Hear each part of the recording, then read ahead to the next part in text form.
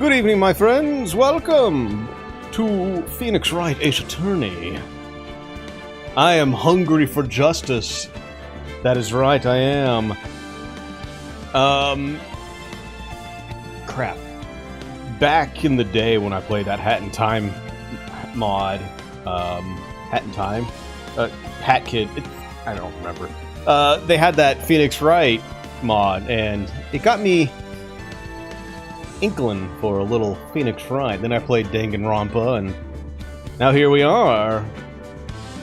We're doing Phoenix Wright Ace Attorney, the original, I think, right? Let's dive in, shall we? How you guys doing? Hoko, Sal, Otta, Lurkas? Let's roll it on, baby. Let's roll it on. No, I'm pretty sure I just did the first part of that Hat in Time. There's Danganronpa mods for it too. Woo! Hey, what's up, Dan? Justice for all.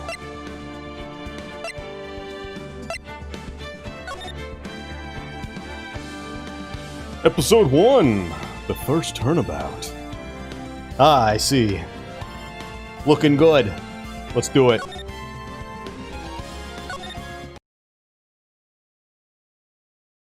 I already got an achievement. Excellent.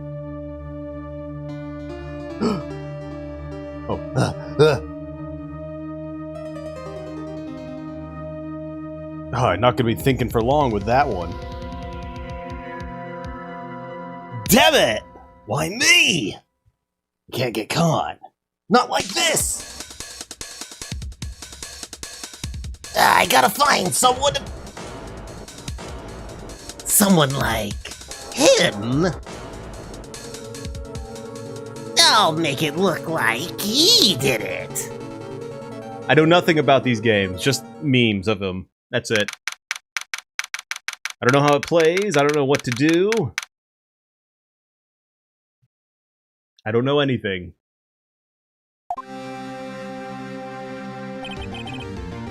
Boy, am I nervous. Yeah. Right! Whoa, baby! That's a big amulet you got there. And some great big, eyes. Oh, hey, Chief. Whew, I'm glad I made it on time. Well, I have to say, Phoenix, I'm impressed. Not everyone takes on a murder trial right off the bat like this. It says a lot about you, and your client as well. Thanks. Actually, it's because I owe him a favor. A favor? You mean you knew the defendant before the case? Yeah. Actually, I kinda owe my current job to him. He's one of the reasons I became an attorney. Well, that's news to me. I want to help him out any way I can. I just really want to help him. I owe him that much. It's over. My life! Everything! It's over! Is that your client screaming over there? Yeah, it's him. Death, despair! Ah! I'm gonna do it! I'm gonna die! Sounds like he wants to die. Nah, nah. Oh, yeah. Nick! His name is Butts? Okay. Hey! Hey there, Larry. Dude! I'm so guilty! Tell him I'm guilty! Give me the death sentence! I ain't afraid to die! What? What's wrong, Larry? Oh, Larry Butts. Oh, it's all over! I'm finished! Finished! I can't live in a world without her! I can't! Who took her away from me, Nick? Who did this? Aw, Nick, you gotta tell me! Who took my baby away? Person responsible for your girlfriend's death. The newspapers say it was you. My name is Phoenix Wright. Here's the story. My first case is a fairly simple one. A young woman was killed in her apartment. The guy they arrested was the unlucky sap dating her. Larry Butts. My best friend since grade school. Our school had a saying, when something smells, it's usually the butts. Okay, alright. In the 23 years I've known him, it's usually been true. He has a knack for getting himself in trouble. One thing I can say, though, it's usually not his fault. He just has terrible luck. But I know better than anyone that he's a good guy at heart. That I owe him one, which is why I took the case, to clear his name. Is there a way to, like, get rid of the noise? Alright, probably later. And that's just what I'm gonna do.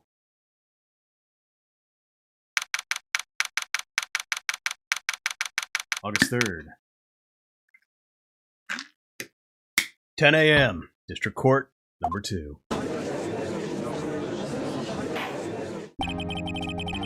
The court is now in session for the trial of Mr. Larry Butch. The prosecution's ready, Your Honor. The defense is ready, Your Honor. Here, Mr. Wright, this is your first trial, is it not? Yes, Your Honor. I'm a little nervous. Your conduct during this trial will decide the fate of your client. Murder is a serious charge. For your client's sake, I hope you can control your nerves. Thank you, Your Honor. Mr. Wright, given the circumstances, I think we should have a test to ascertain your readiness. Yes, Your Honor. Gulp. Hand shaking. Eyesight fading. The test will consist of a few simple questions. Answer them clearly and concisely. Please state the name of the defendant in his case. Larry Butts. The defendant? Well, that's Larry Butts, Your Honor. I have to think long and hard about that one. Oh. Yep, that was right. Just keep your wits about you and you'll do fine. Next question. This is a murder trial. Tell me what's the victim's name? Woo! I know this one. Glad I read the case report cover to cover so many times. It's, wait. Uh-oh. No! No way! I forgot! I'm drawing a total blank here! Phoenix, are you absolutely sure you're up to this? You don't even know the victim's name? Oh, the victim, of course. I know the victim's name. I just forgot. Temporarily. I think I feel a migraine coming on. Look, the victim's name is listed in the court record. Just press tab to check it at any time, okay? Remember to check it often. Do it for me, please. I'm begging you. Mr. Wright, who is the victim in this case? Oh, I thought that was a donut. Cindy. Loss of blood due to blunt trauma. Is that it? Cindy Stone, the victim in this case, a model. She lived in an apartment by herself. Winston Payne, the prosecutor for the case, lacks presence, generally bad at getting his point across. The defendant in this case has been a likable guy who has been my friend since grade school. Chief attorney at Fay & Co., my boss and very good defense attorney. Cinderblock. Her name is Cinderblock, sir. The victim's name is Cindy Stone. Yep, that's correct. Now tell me, what was the cause of death? She died because she was... Hit with a blunt object. She was struck once by a blunt object. Yep, that's correct. You've answered all my questions. I see no reason why we shouldn't proceed. You seem much more relaxed, Mr. Wright. Good for you. Thank you, Your Honor. Kinda don't feel relaxed. Well then, first, a question for the prosecution, Mr. Payne. Yes, Your Honor. As Mr. Wright just told us, the victim was struck with a blunt object. Would you explain to the court just what that object was? The murder weapon was this statue of the Thinker. It was found lying on the floor next to the victim. I see. The court accepts it into evidence. The statue was added. Statue in the shape of the Thinker. It's rather heavy. He was just trying to put some thoughts into her. Right. Be sure to pay attention to any evidence added during the trial. That evidence is the only ammunition you have in court. Use Tab to check the court records frequently. Okay. All right. Hey, Mr. Payne, the prosecution may call its first witness. The prosecution calls the defendant, Mr. Butts, to the stand. Chief, what do I do now? Pay attention, you don't want to miss any information that might help your client's case. You'll get your chance to respond to the prosecution later, so be ready. Let's just hope he doesn't say anything unfortunate. Uh-oh. Larry gets excited easily. This could be bad.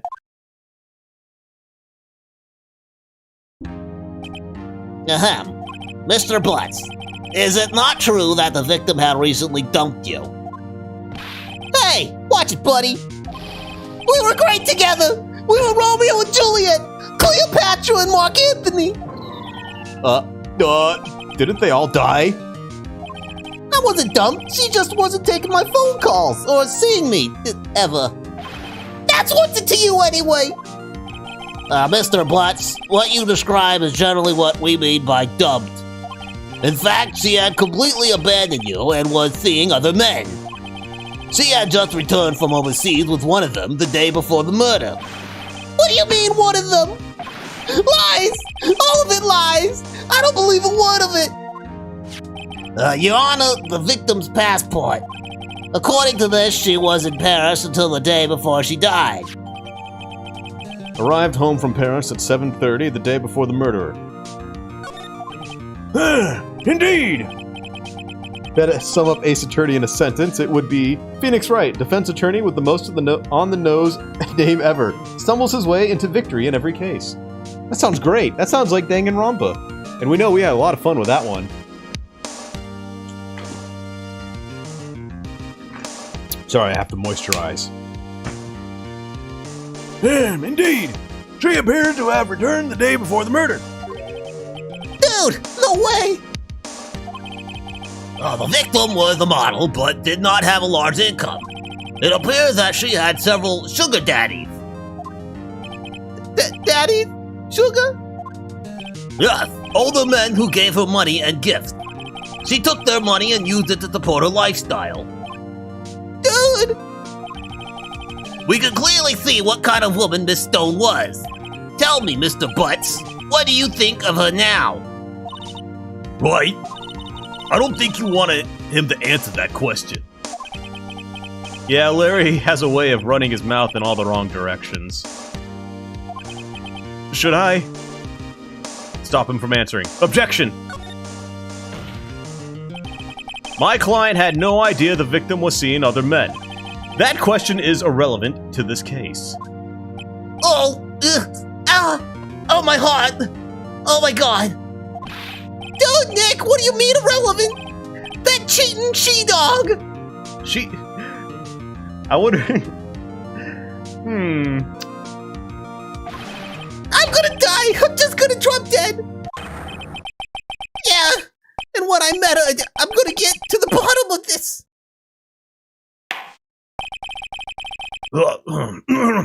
Here, let's continue with the trial, shall we? I believe the accused's motives are clear to everyone. Yes, quite. Oh boy, this is so not looking good. Well, next question. You went to the victim's apartment on the day of the murder, did you not? No. Well, did you or did you not? Well, maybe I did and maybe I didn't. Uh-oh, he went. What do I do? Have him answer. I know, I'll send him a signal. Tell the truth! Tell the truth! Yeah, I was there. I went. Order! Well, Mr. Butts? Dude, chill. She wasn't home, man, so like, I didn't see her. What the fuck? Oh my god, that guy sounds like that? Yana, the defendant is lying. He sounds like the... You've got no talent. Lying? The prosecution would like to call a witness who can prove Mr. Butts is lying. Well, that simplifies matters. Who is your witness? The man who found the victim's body just before making the gruesome discovery. You suck! No talent! I've been prosecuting since before you were born! He saw the defendant fleeing the scene of the crime! Order in the court! Mr. Payne, the prosecution may call its witness. Yes, Your Honor! This is bad. On the day of the murder, my witness was selling newspapers at the victim's building. Please bring Mr. Frank Sawit to the stand. Shut the fuck up.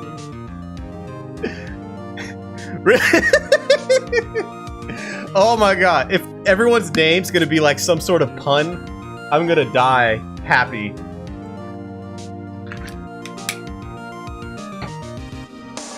He saw it. Mr. Saw It.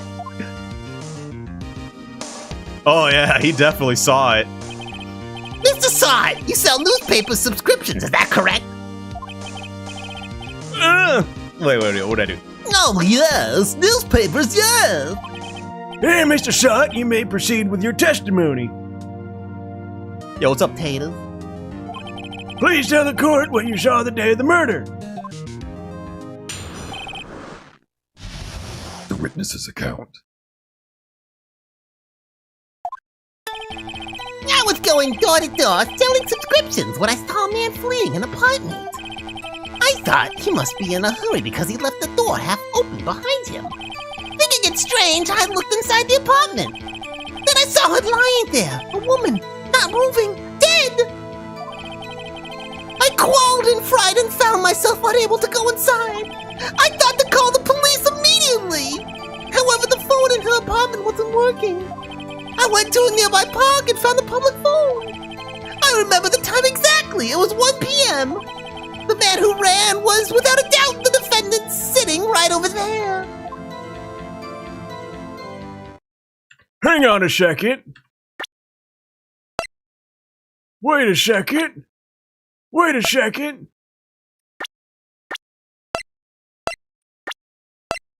Okay. Something's wrong here. She died between 4 and 5. He saw it at 1. Ooh, I already got you, but I guess I gotta wait. Larry, why didn't you tell the truth? I can't defend you against a testimony like that. Incidentally, why wasn't the phone on the victim's apartment working?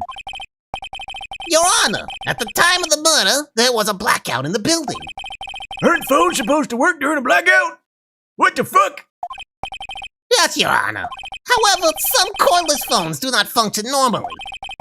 The phone that Mr. Sott used was one of those. It's got a cord right there.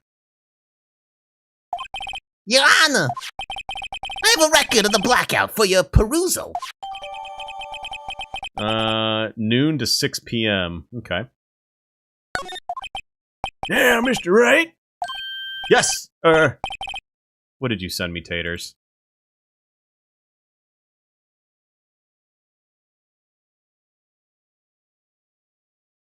Oh, Stray, the kitty cat game. Well, thank you, Taters. That is indeed a furry game. I appreciate it, my friend. Thank you. We will continue now. Hey, what's up, Divine? Hey, you may begin your cross-examination. What? Cross-examination? Your Honor? All right, this is it, the real deal. What exactly am I supposed to do? Why, you exposed the lies in the testimony the witness just gave. Lies? What? He was lying? Your client is innocent, right? Stop gassing the place out. Then that witness must have lied in his testimony. Or is your client really guilty? How do I prove he's not? You hold the key. It's in the evidence. Compare the witness's testimony to the evidence at hand. There's bound to be a contradiction in there. First, find contradictions between the court record and the witness's testimony. Then, once you've found the contradicting evidence, present it and rub it in the witness's face Yeah, just like that, just like that. Okay. Open the court record with tab, then point out the contradiction to the testimony. Okay.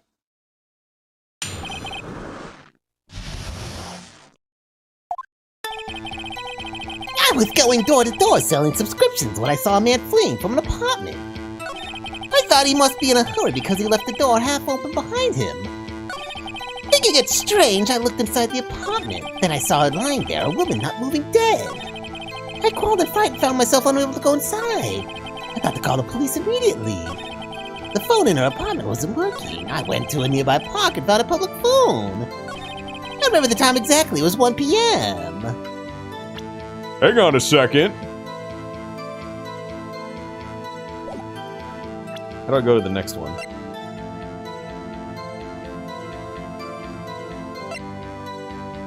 Yeah, there we go. There you go. You found the body at 1 p.m., you're sure?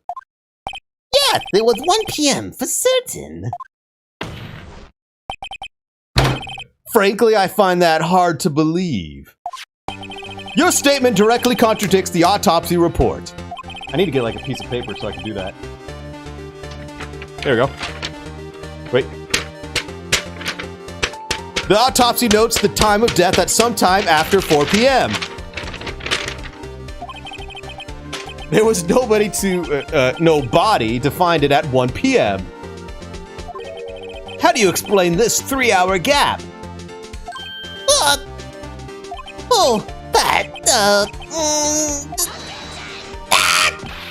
This is trivial. The witness merely forgot the time.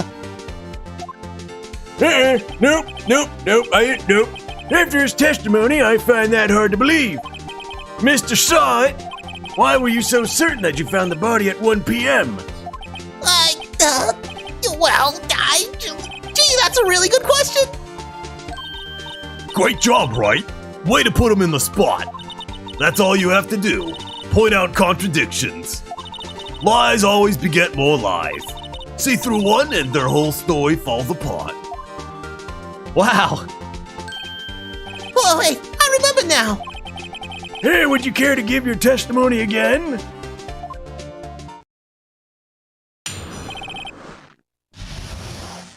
They don't get redos. What the fuck? Actually, let me try. You see, when I found the body, I heard the time. There was a voice saying the time. It was probably coming from the television. Well, the power was out. Oh, but it was 3 hours off, wasn't it? I guess the victim must have been watching a video of a taped program. That's why I thought it was 1 p.m. Terribly sorry about the misunderstanding. Oh yeah, you really think that? I see. You heard a voice saying the time on a taped program. Mr. Wright, you may cross-examine the witness. I know this is like a tutorial and all that stuff, but... Right. You know what to do. I've got this.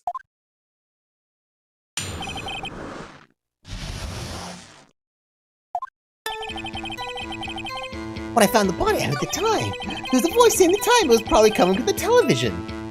Now I just gotta know which one do I present it at, right?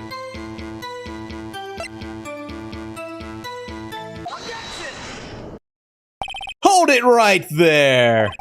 The prosecution had said there was a blackout at the time of the discovery, and this record proves it!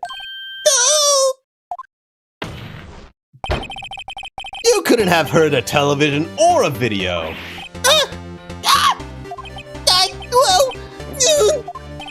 Hey, the defender's a point. Do you have an explanation for this, Mr. Side? No, I find it quite puzzling myself. Wait, I remember now. Yeah, Mr. Side. The court would prefer to hear an accurate testimony from the very beginning. These constant corrections are harming your credibility. That and you seem rather distraught. My apologies, Your Honor. It must have been the shock of finding the body. Very well, Mr. Side. Let's hear your testimony once more, please. All right, you get 3 redos in this court. You're on your last straw there, Mr. Sonic. Actually, I didn't hear at the time. I saw it.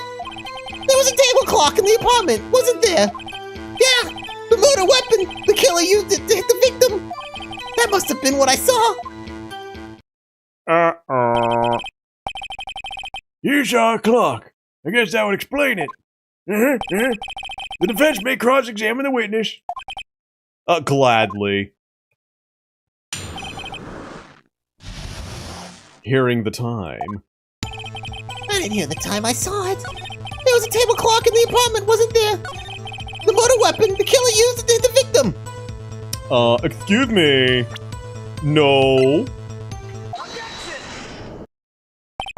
Wait just a moment. The murder weapon wasn't a clock. It was the statue. Now how is this supposed to be a clock? You with your objections and your evidence, just who do you think you are? Just answer the question, Mr. Saw It. Hey, I saw it there, okay? That's a clock! Your Honor, if I may. Yes, Mr. Payne? As the witness stated, the statue is indeed a clock. The neck is a switch. You just tilt it, and it says the time out loud. As it does look like a clock, I submitted it as a statue. My apologies. Hey, I see. So the murder weapon was a table clock after all. Well, Mr. Wright, it appears that the witness's testimony was correct. This is a clock. Do you have any problems with this testimony now? Yes. Your Honor, there is a gaping hole in the witness's testimony. The only way he could have known the weapon was a clock is to hold it in his hand. Oh, gotta get my paper out. Yet the witness testified that he never entered the apartment. Clearly a contradiction. Indeed. The witness knew it was a clock because he went into the apartment. You're lying! You were inside the apartment on the day of the murder! Oh yeah, prove it! Prove I went in there! I'll do better than that. I can prove you were the one who killed her! You struck her with the clock and then shock of the blow triggered the clock's voice. That was the sound you heard! Order in the court! Intriguing. Please continue, Mr. Wright. Yes, Your Honor. Mr. Saw It. The sound must have left quite an impression on you. Understandable, since the murder weapon spoke just as you hit the victim. That voice was burned into your mind. That's why you were so certain about the time. What is the meaning of this?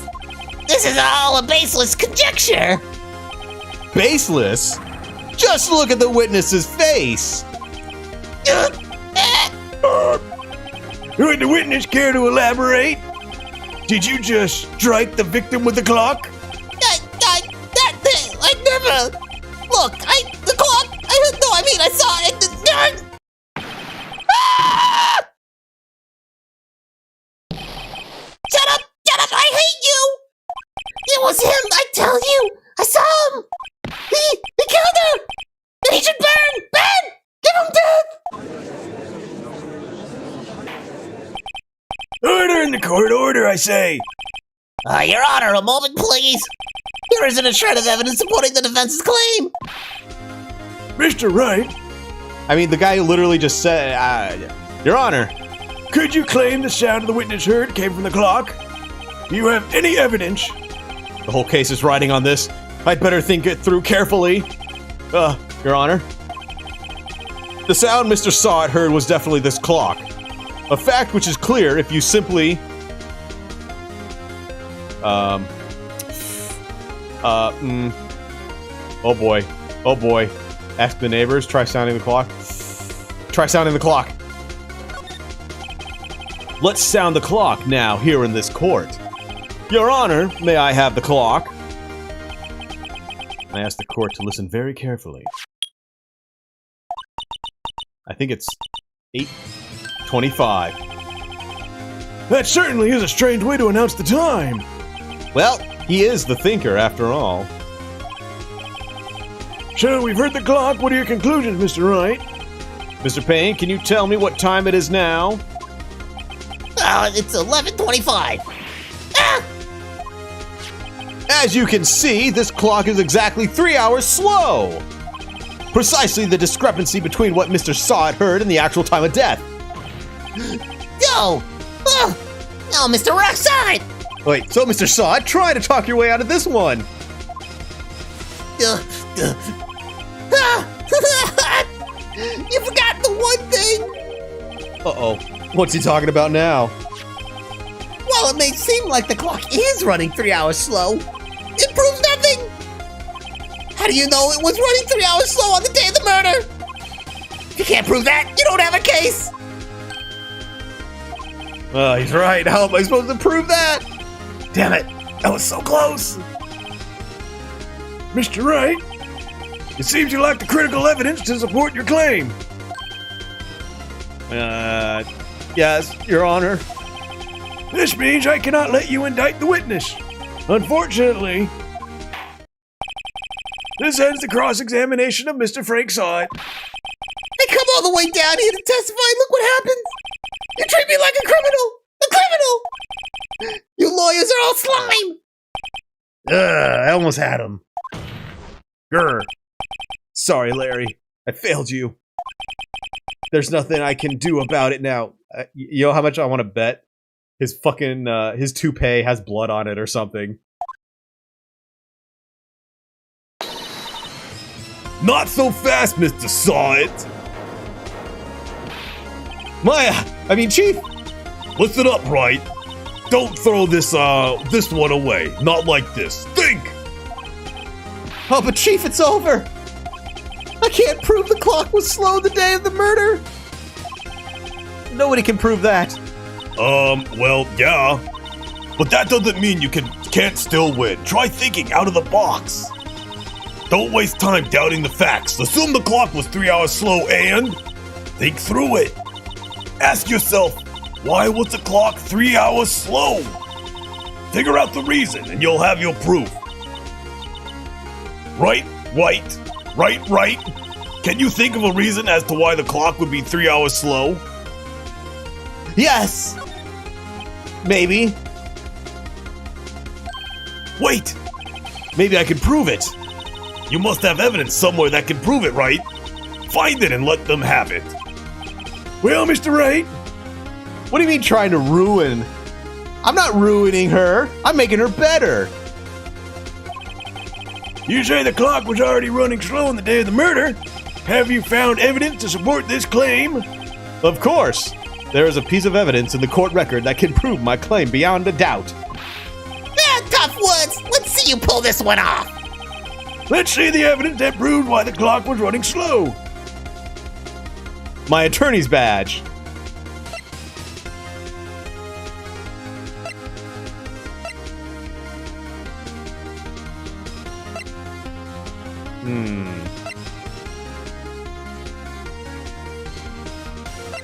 Oh, because she was in Paris. That's why. Take that! Time zones! Wait, why is it the US passport? Isn't this in Japan? Why is this an American passport? Oh, I guess she wasn't modeled. Maybe she was traveling around, I guess. No! Eat your burgers, Apollo! This is the United States of Japan and America. The victim had just returned home from abroad the day before the murder. As we all know, the time difference between here and Paris is 9 hours. When it's 4 p.m. here, it's 1 a.m. the next day there. The clock wasn't 3 hours slow, it was 9 hours fast! Just hit Japanifornia. The victim hadn't reset her clock since returning home. That's why the time you heard was when you struck her dead in her apartment was wrong. proof enough for you, Mr. Saw It, or should I say, Mr. Did It.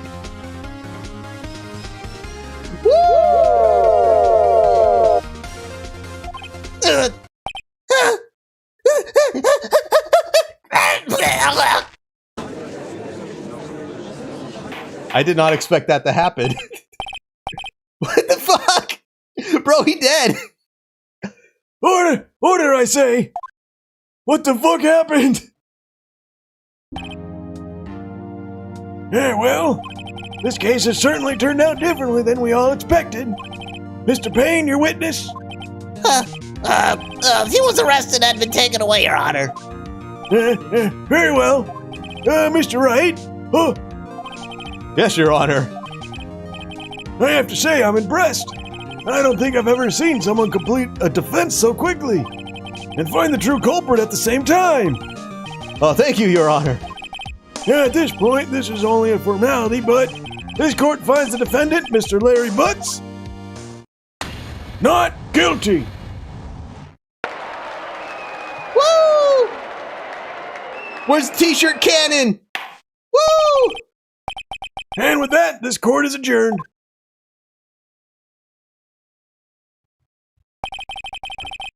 Turns out that Frank Saw It was a common burglar.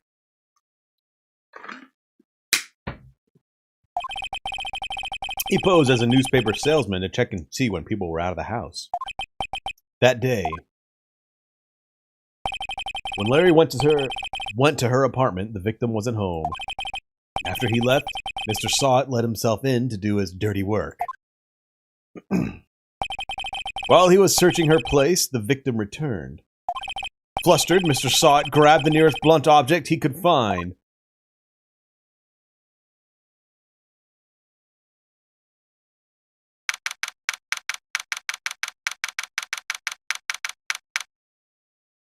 Every other case has multiple days to it. Cool. Whew! I still can't believe we won. Right, good job in there. Congratulations. Oh, thanks, Chief. I owe it all to you. Not at all. Not at all. You fought your own battles in there. It's been a while since I've seen a trial end on such a satisfying note. I've never seen the Chief looking this happy. If she's this glad, imagine how Larry must feel. My life is over. Larry, you're supposed to be happy. What's wrong? Well, I mean, his girlfriend's dead, dude. Well, I mean, I guess his ex-girlfriend. What's wrong now? Oh, Nick. Hey, don't worry about me. I'll be dead and gone soon. Oh, good. Wait, no, I mean, what? Bad. Larry, you're innocent. The case is closed. But my Cindy Whitney's gone mad. Gone forever. Larry, she was a... Nah, never mind. Larry, she was a harlot. Congratulations, Harry. Harry? Yeah, his name is Harry Butts. Yeah, you can practically see the headlines now. Harry Butts, innocent. Well, thanks. I really owe you one. I won't forget this ever. Let's celebrate. Dinner, movie, my treat. Oh no, I couldn't. Hey, I was the one who got you off the hook. oh hey. Here, take this. The murder weapon. It's a present. A present? For me? Wait, wasn't this the evidence that... Actually, I made this clock for her. I made one for her and one for me. Really? You made this? Well, thank you. I'll keep it as a memento. Yo, Nick, can you believe it? I was so into that chick, and she was just playing me for a fool. Don't that make you want to just cry? Larry... Are you so sure? Squeeze me? I think she thought quite a lot of you, in her own way. Nah, you don't gotta sympathize with me. It's okay. Oh, I'm not just sympathizing, really. Isn't that right? Right? Don't you have something to show your friend? Something that proves how she felt about him? Huh? Oh yeah, right. What the heck is she talking about? Her autopsy?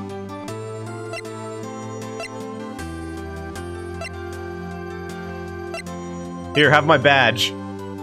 The other... This one? Take that! Here, take it! I don't want it! Check this out, Larry. Proof positive you weren't just some chump to her. Huh? What about that clock? This is the clock you made for her, Larry. And she took it with her when she traveled. Whatever. She probably just needed a clock, that's all. You think so? It's a pretty heavy clock to take traveling. Well, make of it what you will. Hey, Nick. I'm glad I asked you to be my lawyer. Really? I am. Thanks. Hope that made him feel a little better. I mean, she's dead. Everyone's taking this very well. She is dead, right? Right? I hope you see the importance of evidence now. Also, hopefully you realize things change depending on how you look at them. Yeah, that's some pretty weird tone for a murder. People do. We never really know if our clients are guilty or innocent. All we can do is believe in them. And in order to believe in them, you have to believe in yourself. Right. Listen, learn, grow strong. Never let go of what you believe in. Never. Well, I think our work here is done. Shall we be off? Yeah, I guess so. Say, how about dinner? On me. We'll drink a toast to innocent butts. Yeah. Oh, speaking of Harry, you were saying part of why you became a lawyer was because of him. Oh, yeah, part, at least. You'll have to tell me more about it sometime. Maybe, over drinks. Yo, she want to talk about the butt case. And so my first trial came to a close. Larry slapped me on the back and said, "Gee, Nick, it's good to have friends. But I'm pretty sure he's not going to pay us, unless you count the clock he gave Mia." I didn't know it then, but that clock was soon going to be at the center of another incident. And my promise to tell the chief about me and Larry would be one promise that I wouldn't be able to keep. The end.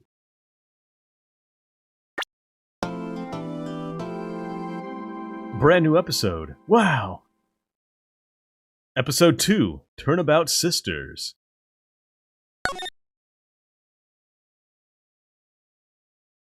Yeah, save it. What's up, human?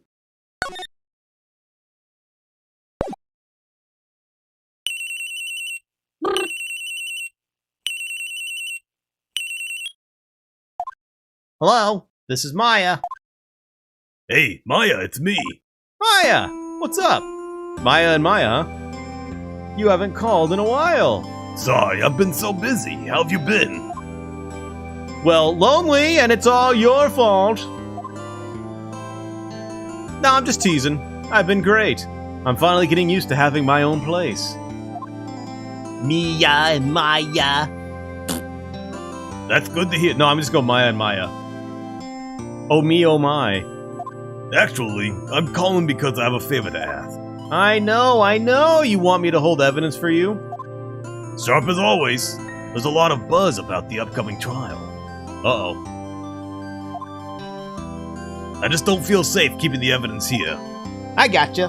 So what is it this time? It's a clock. A clock? Yeah, it's made it to look like the statue the thinker, and it tells you the time. I thought you might like it. You always like toys. Hey, I'm not a little girl anymore, sis. Now, you know I'm only teasing. I should probably tell you, the clock isn't talking right now. Huh? It's not working? That's lame. I had to take the clockwork out, sorry. I put some papers inside it instead. Papers? Is that the evidence then? Well, there's a possibility that it might turn out that way, yes. Can you come by the office tonight, say 9 o'clock, to pick them up? I'll be in a pre-trial meeting until then. Alright, sis, but I expect dinner, something good. Like burgers. I could really go for a good burger. Okay. We'll hit the usual joint. Is this where it comes from? Eat your burgers? Alright, it's a deal. Okay, sis, see you soon. Yup, I'll be waiting, Maya.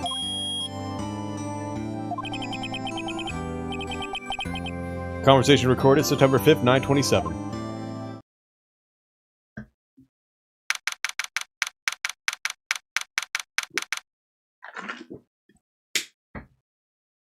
Faye and Co. law offices. Now, Miss Faye, I'll take what's mine, the papers. I'm sorry, but I can't give you what I don't have. Miss Faye, you are a poor liar. Why, I see it right over there. That must be the thinker that swallowed those papers. How could you know? Oh, you are not coniferous of my background? Gathering information is my business, you see. I should have been more careful. Oh, my dear Miss Faye, I am so very sorry. But I am afraid I must ask you for one more thing. Your eternal silence. Farewell, Miss Faye.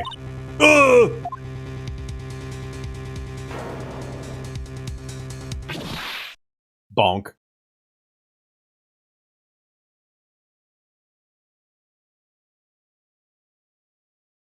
Red, white, blue.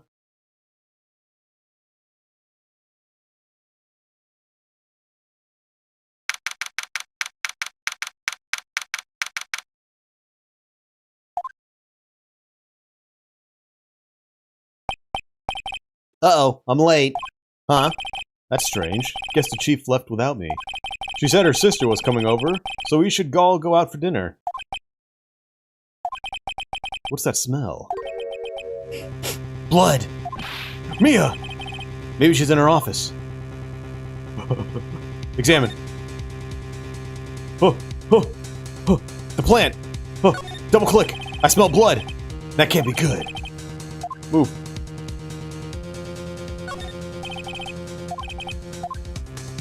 How do I move?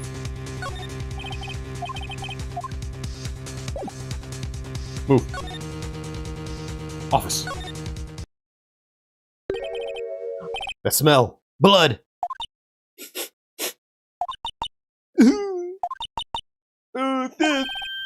Someone's there. Oh. She's tiny. Chief? Chief! Chief! Chief!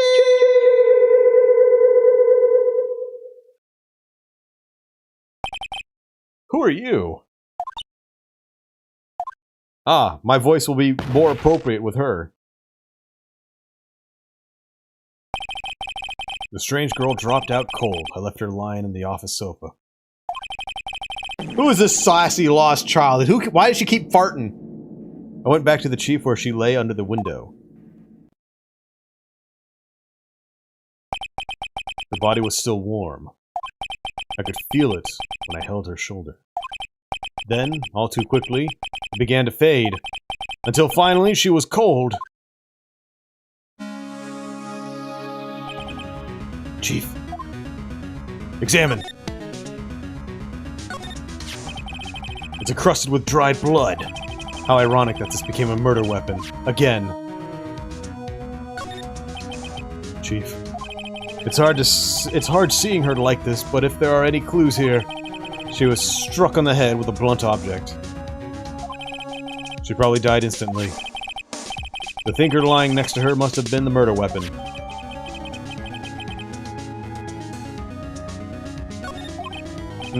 There's some glass shard near the chief's body. Must be pieces of the glass light stand laying broken in the back of the room. Nothing else that seems like a clue here. A piece of paper! It must have fallen from Mia's hand! What could it be? Oh. A word is written in blood on the scrap of paper. Maya. Did Mia write this? This piece of paper is a receipt from a department store, dated yesterday. I think that's enough snooping around for now. I better call the police. Ah, Mayo. And find out what that girl was doing here.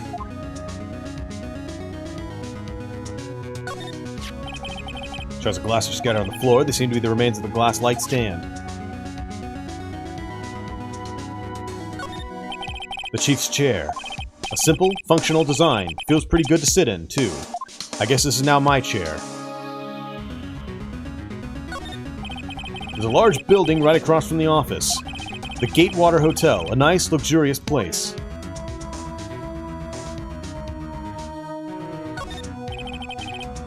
It's painful to look, but I have to for Maya's sake. Looks like she was hit in the head with a blunt weapon. She probably died instantly.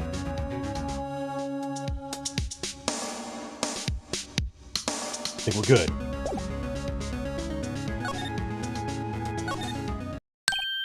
What? Hit Q. No! That girl just now. Where'd she go? I put her right there on that sofa. Uh-oh. I hope she didn't run on me. Yipes! Don't scare me like that! Excuse me, but who are you?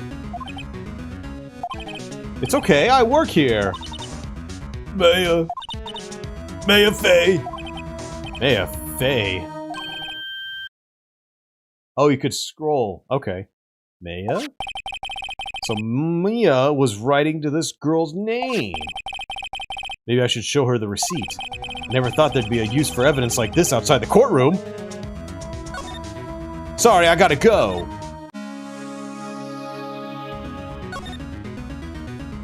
Okay.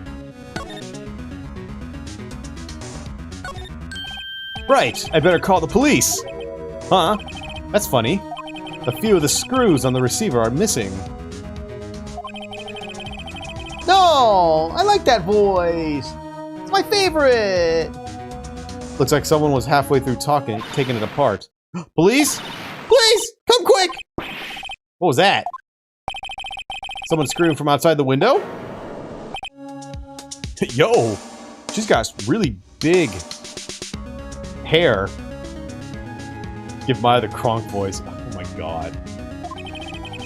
Alright. She's staring right at me. She's holding a phone in her hand.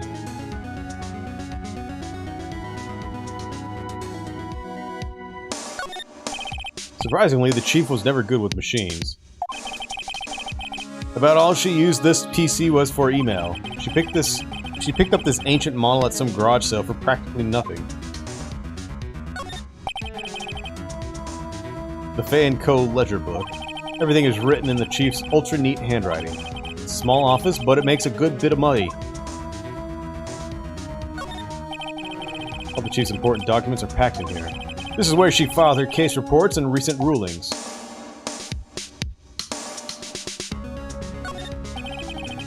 The phone receiver is missing a few screws. I'd better not use it.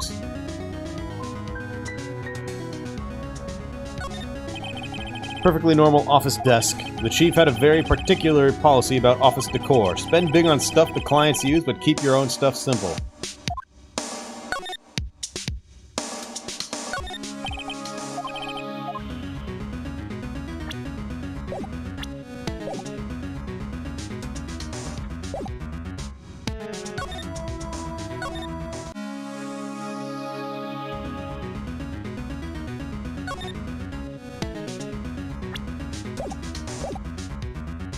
Here you go.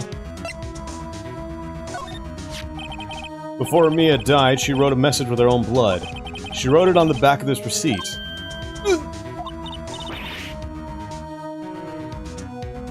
That's my name! Why? Why would she write my name? Please just calm down. Why would you just write my name? Oh, now I've done it.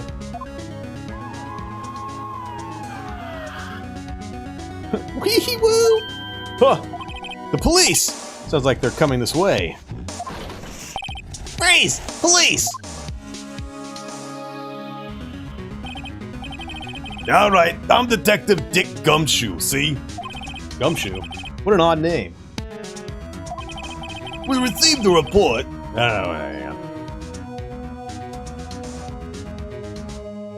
We received a report from the building across the way, see?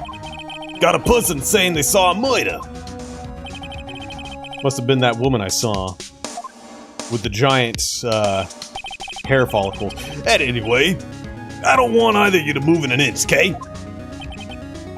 Great, just great.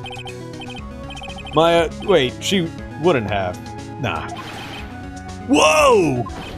Excuse me? This word's mayor here. Mayo here. Mean anything to you?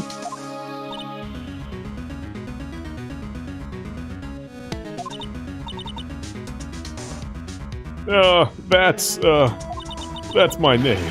What? The victim drew this here note in her own blood, see? With her dying breath, she wrote down the killer's name. Killer, I'm not. Case closed. You're coming down to the precinct, ma'am. What?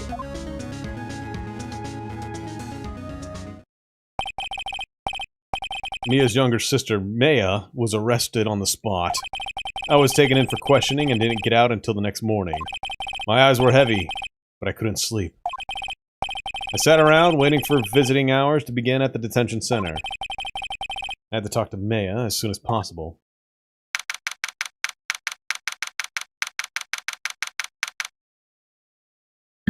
Wait a second, I am a lawyer!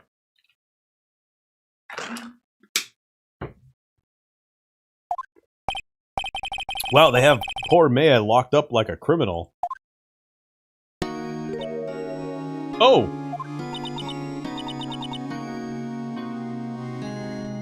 It's you, the lawyer. Good morning. Good morning. She looks so tired. Maya. Hey, are you going to, be my attorney? Well, that's what I wanted to talk to you about. It's up to you. I better give it to her straight. It's up to you. Up to me? Yeah, what's your request? Yes, I don't think this is something I should decide. After all, you're the one in trouble here. They're never going to believe me, are they? Even you, when you found me in the office. You looked at me like I had done it. I don't know if I can do that higher-pitched crunk voice.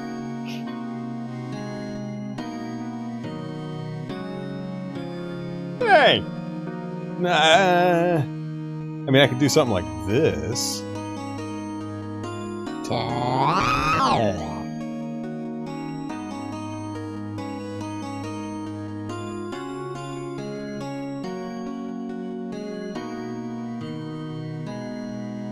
Even you, when you found me in the office, you looked at me like I had done it. Yeah, see, I don't think that would work too well.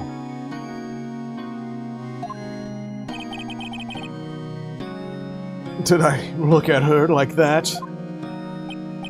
No, I never thought. It's okay, I understand. And I've also heard about you. Heard? Heard what about me? Yeah, I was talking to my sister on the phone the other day. Today was my junior partner's. Oh, wait. Today was my junior partner's first time in court. Wow, really? How'd that go? It was quite the scene. Honestly, it was on edge. I was on edge the whole time. It's been a while. Ha! So he crashed and burned? He's a genius. One of those strike fear into the hearts of evil types. Dog's here. Hello, Hydra. Yes, we have to have a pet break. It's pet break time. Yes. Yeah, it's the Hydra. That's my dog.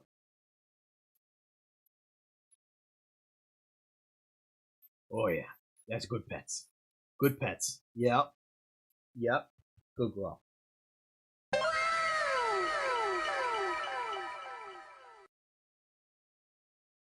Hang on. 1 second. Still petting.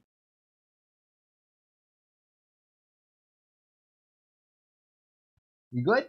Yeah? Is that good? Good enough? No, never. We need more. Need more pets. More pets.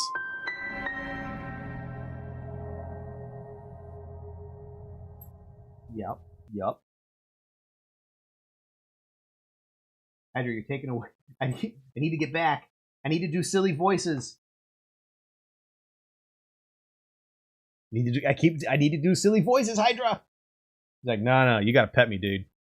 You gotta pet me. You gotta keep petting me. I need the pets. Yes. You're a good girl. Yes. You're a good girl. That's a good girl. Yeah, that's a good girl. Oh yeah. Oh yeah. Oh yeah. Oh yeah. Yeah, it's a good girl. Yeah, it's a good girl. You're right. I could play with one hand. One of those strike fears in the hearts of evil types. The only thing he's lacking is the experience. Huh, sounds like it was fun. Well, I know who to go to if I ever get in trouble now. I don't know, Mayor. I think you might want to wait. Give him 3 more years. That is, unless you want to be found guilty. Uh-oh. Yeah, that's what she said. I'm sorry. I didn't mean to insult you. No, it's okay. It's true, I guess. But at the same time, I can't just sit by and watch.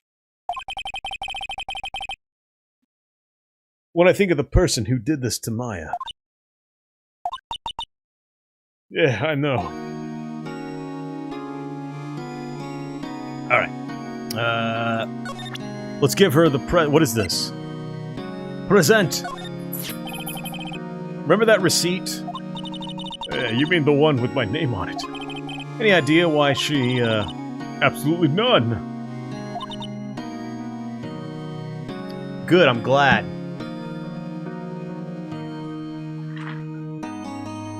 Don't make me make it worse.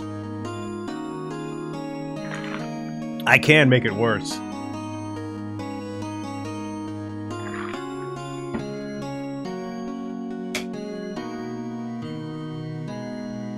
Make it worse. Alright, I will. Do you trust me? Sure. Yeah, I trust you. Why? Don't you think I did it too? No, I don't. It's just a hunch, but...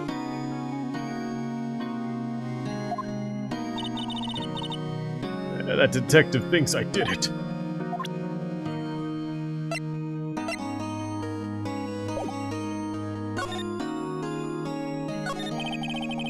There's something I've been wanting to ask you. What's with the outfit? Oh, this? This is what all acolytes wear. It's my uniform, you could say. Acolytes? Like people in religious training? What is it that you do? Oh, it's nothing strange, really. I'm a spirit medium in training. What? A spirit medium? I'm pretty sure that qualifies as strange.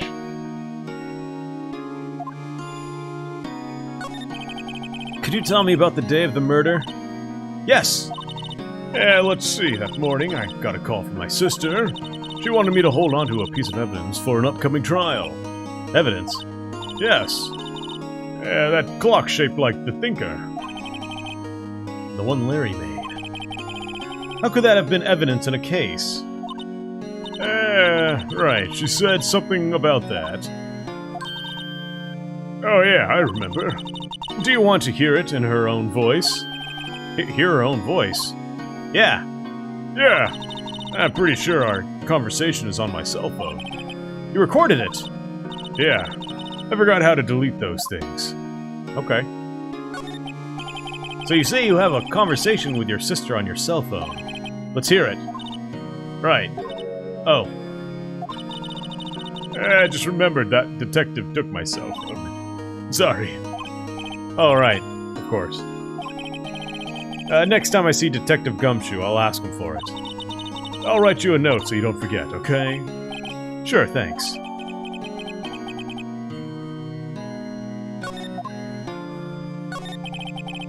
So you're an acolyte, medium in training.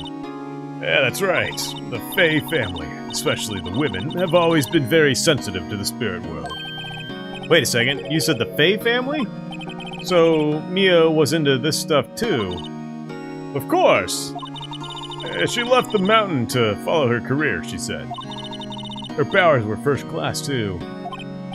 I had no idea. Wait. What? So you're a real, honest-to-goodness spirit medium, with ESP and all that? Yep, in trading. Well, can't you contact Mia's spirit then? You can just ask her who killed her. Oh! I'm sorry, I'm still in trading. I couldn't do something on that level. I thought that would be too easy. Something the matter? I was wondering, could I ask you a favor? This is the address of a famous lawyer. My sister gave me this a long time ago. She said if I was ever in trouble, I should call him. And well, I'm in trouble. Do you think you could go ask him to represent me? Alright. Sure, why not? I'll go ask. Thank you so much! I have no one else to turn to. Say, what about your parents? I see. Don't worry, leave it to me. Thank you. The trial's tomorrow at 10. What? Tomorrow? Tomorrow. What if this guy refuses? They told me that if I don't find one, the state will pick an attorney to defend me. When will that happen? They're giving me until 4 this afternoon. The visiting hours are almost up. I'd better hurry. Phoenix is like, oh wait! I'm a lawyer! I forgot!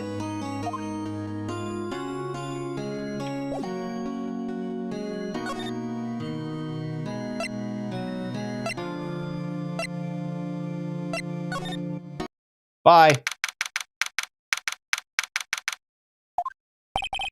The office is filled with police officers. They're all busily searching for clues. Hey, you there! This is a crime scene, pal. No trespassing. Sorry. Don't I know you from somewhere? Wait, you're the Butts guy, aren't you? No, Phoenix right. How could anyone mistake me for Larry? I guess I got the wrong name, Mr. Wright. Sorry about that. That Butts guy, he was a killer. You're no killer, right? He was proven innocent. Right. And you were Detective Suede Shoes? Detective Gumtree. Gumshoe, wasn't it? Dick Gumshoe? That's right! At your service. Hang on. That's Detective Gumshoe to you, pal. I did say. Anyway, get the name right. And don't go calling me Dick. Hey, Dick, get over here! Yes, sir. Be right there. You're her lawyer, right, pal? If you got business here, you better do it quick.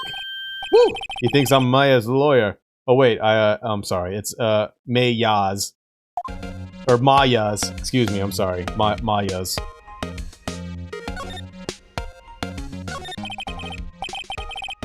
About Miss Faye, did you do an autopsy? You want to know the results, eh? Now, don't you look at me like that, pal.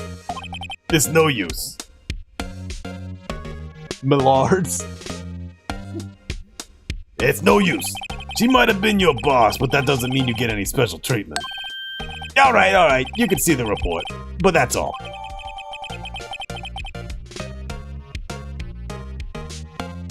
Single blunt force trauma, death was instantaneous. Man, they just fucking, just like, threw her out. Jeez. Oh, about Maya's. About Maya. Yeah, I'm looking forward to the trial. Sorry, pal, but this is one trial you aren't gonna win. Why do you say that? The city put Prosecutor Edgeworth on the prosecution. Edgeworth? I'm sure you know what that means, you being a lawyer and all. Prosecutor Edgeworth? That's right, pal. Mr. Miles Edgeworth himself. Wait, you do know him, don't you? No. Never heard of him. Whoa! And you call yourself a lawyer, pal? About 4 years ago, this Edgeworth guy became a prosecutor at the age of 20. Everyone says he's a genius. Surprised you don't know him. Of course I know him, I was just playing dumb. He's a cold, heartless machine who'll do anything to get a guilty verdict. There are rumors of back-alley deals and forged evidence. All I know for sure is that Edgeworth hates crime with an almost abnormal passion. I never imagined I'd be facing him so soon.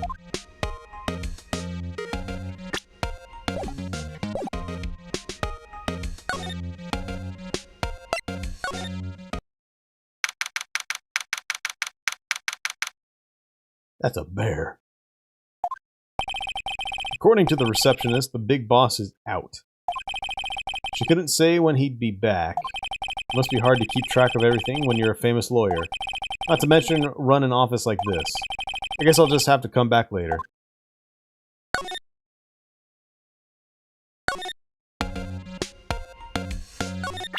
Hey, check this out. I was wondering, did you see, Aya Faye's cell phone? Oh, that? I have that. Do you think you could give it back? Sure. I mean, wait a second, pal. Tricky lawyer! Uh-oh, he's on to me. Tell him straight. If I tell him why I want it, there's no way he'll give it to me. It's evidence! Something the matter? Oh, no, it's just, you know, detective. Nope. I know nothing, pal. It's a lot of numbers on it, like her boyfriend's. A cell phone holds all a little girl's sweetest and spiciest secrets. You're trying to confuse me. Sorry, pal, I already checked all the numbers in memory. Impressive, you're quite the detective. Huh? Oh, here, you can have the phone back. There weren't any suspicious call records in there after all.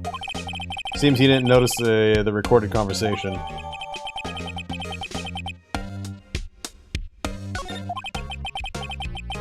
Check the court record to hear the recorded conversation. I guess I've asked all the questions I need to. Y'all done, pal? Yeah, thank you. I'll be heading out now. Oh, wait. One more thing I wanted to mention to you. I don't suppose you're planning on talking to that witness. Anyway, you better not. No influencing the witness with your loyally ways, pal. Oh, come to think of it, I had completely forgotten about her. The witness? Yeah, Miss April May. I'm sorry about this, but I can't tell you anything about her. Well, you just told me her name, Miss May, huh? So you've sent her home already then? Haha, you're trying your lawyerly tricks now on me now. She's not to go outside her room until the trial. So she's still in the hotel across the way. I guess I should know better than to try to get a detective to leak information. Yeah, you got that right, pal. Time to pay a visit to Miss May. Let's see, 9:27. Mia, what's up? You haven't called in a while. Well, actually, there's something I want you to hold on to me. Clock, the thinker. Not working. I put some papers inside of it. Okay.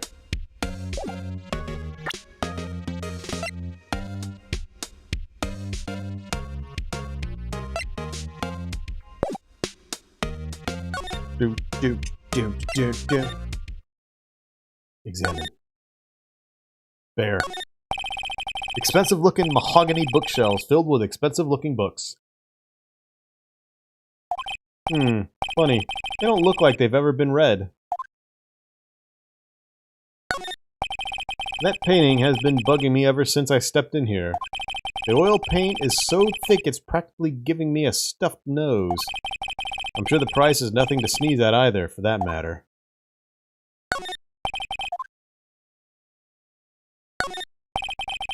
A solid mahogany desk.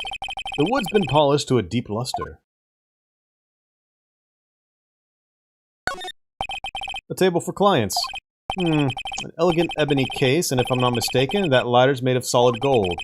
Even I can tell someone here has got money to burn.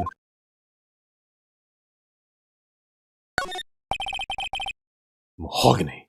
An expensive potted plant. No idea what kind of plant it is, but it's probably the most expensive one available. Okay, so this guy's expensive. Got it.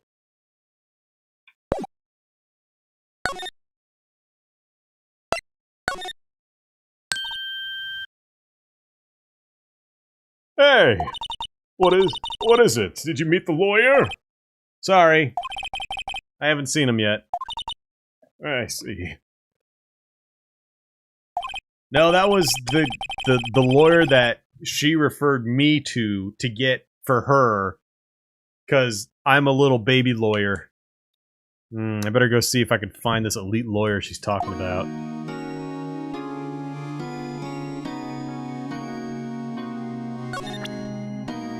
Here's your phone. Hey, got your cell phone back. Say, can I listen to my sister's voice? Hey, here you go. The sweet sound of, Hey, how you doing? Maya, eyes closed. She listened to every word with such intensity. Before long, tears began to roll down her cheek. Thank you.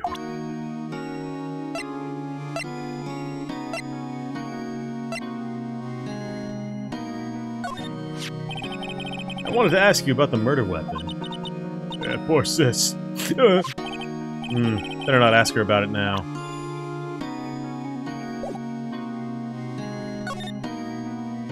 Yeah, get out of here. This guard monitors the visitor's room. He hasn't moved an inch. A real pro, this guy. Smile for the camera.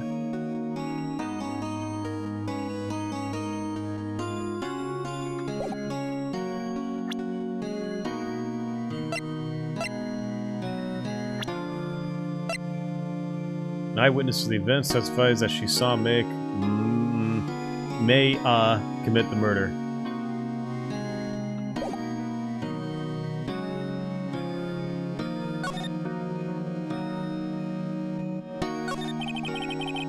Could you tell me about the day of the murder? Sorry, I know it must be hard. No, it's okay. All I've been doing the last few hours is talking about it. I've kind of gotten used to it. Let's see, that morning I got a call from my sister. She wanted me to hold on to a piece of evidence for an upcoming trial. That's the thinker clock that Larry made. It practically qualifies as a serial murderer by now. So then, when did you arrive at the office? It was right around 9. The lights were off and I could smell blood. Then I found her, my sister. Thanks. That's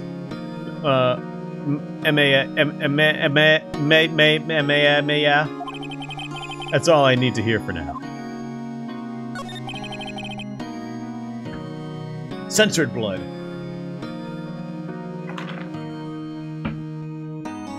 What about your family? I only had my sister. My father died when I was very young. And I don't know where my mother is. Don't know, so she could still be alive. Tell me about your mother. The women in my family have been mediums for generations. They say a lot of spiritual power runs in our blood. About 15 years ago, our family was involved in an incident. There was a man, and He ruined our mother's life. Ruined? After that, she disappeared.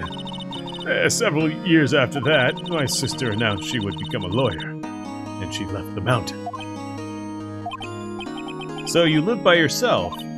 Yes, I've gotten used to it. Oh, and also, I had to become independent, or I would lose my powers. I feel bad for her. All by herself up on that mountain.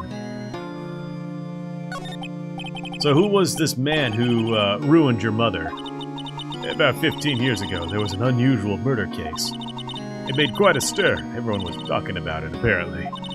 The police were running out of leads, and they were getting desperate. Wait, they didn't use a spirit medium, did they? The police convinced my mother to try and contact the victim. Wow, so what happened? The case was solved, we thought. You thought?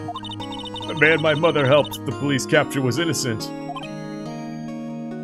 The police's consultation with the medium had all been carried out in secret, of course.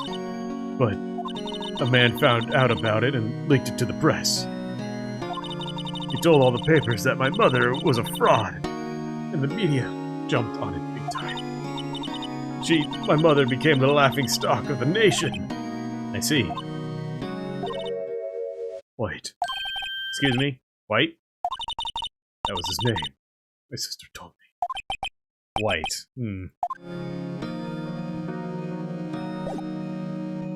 Okay.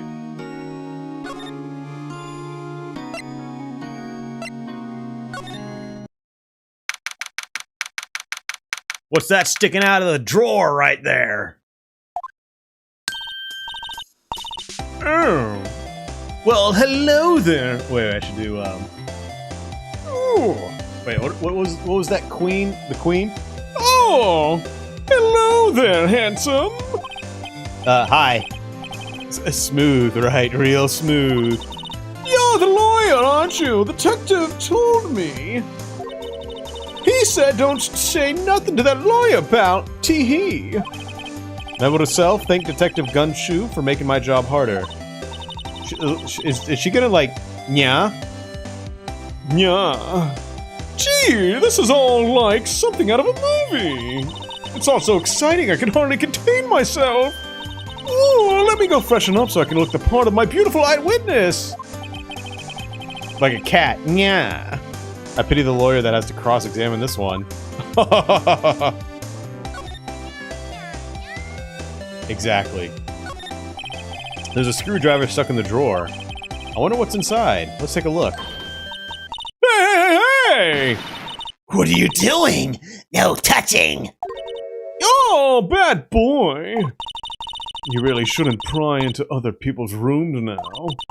You wouldn't want to make me upset, would you? Upset? I thought she was going to explode for a second there. I wonder what could be inside the drawer.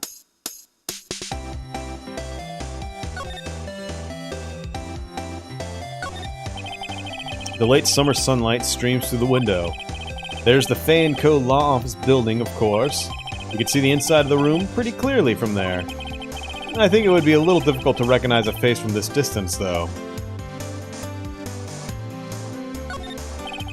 A bottle and 2 glasses are on the table.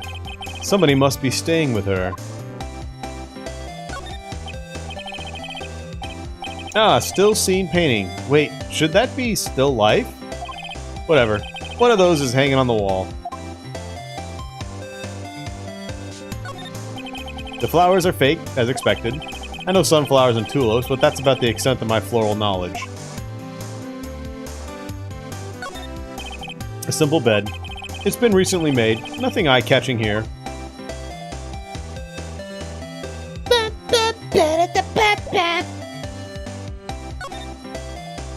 Let's see here. This room. I see there are 2 glasses on the table. Is someone staying here with you? Oh, what amazing powers of observation! You must be the one of those famous detectives like on television! No, not me. I'm just a lawyer. Say, Mr. Big Detective, why don't you go look for clues in the garbage? Miss May doesn't like nosy little lawyers. Boy. Could you just... Who exactly are you? Ooh, Mr. Lawyer! Are you hitting on me? No. Hey, I'm just doing my job here. Tee-hee, you know you're cute when you blush. Believe me, this is the first time in my life I've blushed this much. Right, can you just tell me what it is you do? Well, no. Tee, and you had your little hopes up, didn't you? Boy. Do you think you could tell me something? I need you to describe what you observed at the time of the incident. Ooh, observe incident? You sound just like a lawyer in the movies. I like a man with a big vocabulary. Gulp. Better not encourage her. You know that thing that happened the other day? The bad thing? What did you see when it happened? I don't suppose you could tell me about it, pretty please. Let me see. Well, dream on. If you want to know, you'll just have to come to court tomorrow, Mr. Lawyer. Oh, boy.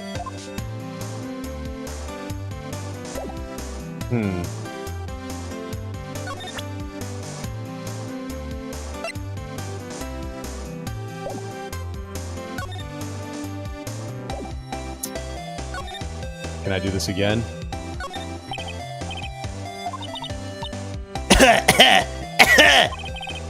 Maybe later.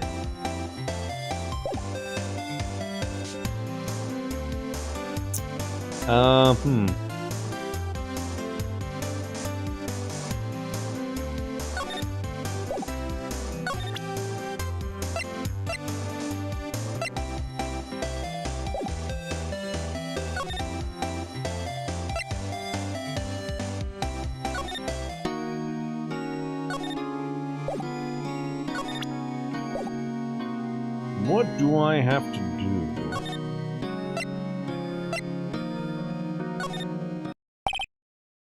Mr. Grossberg is out. Maybe I should just wait here for him to come back. Ahem! That wasn't the most over-the-top clearing of a threat I've ever heard. Oh boy, he's a big boy. So you're the one that has been looking for me. Yeah, that's me. He looks even grander than I imagined. That's bad on your color. So you're a lawyer, are you now? Yeah, well, yeah. And what do you want? I'm not particularly busy these days. Please proceed. What's up, man? Not busy, then how come no one could get in touch with you?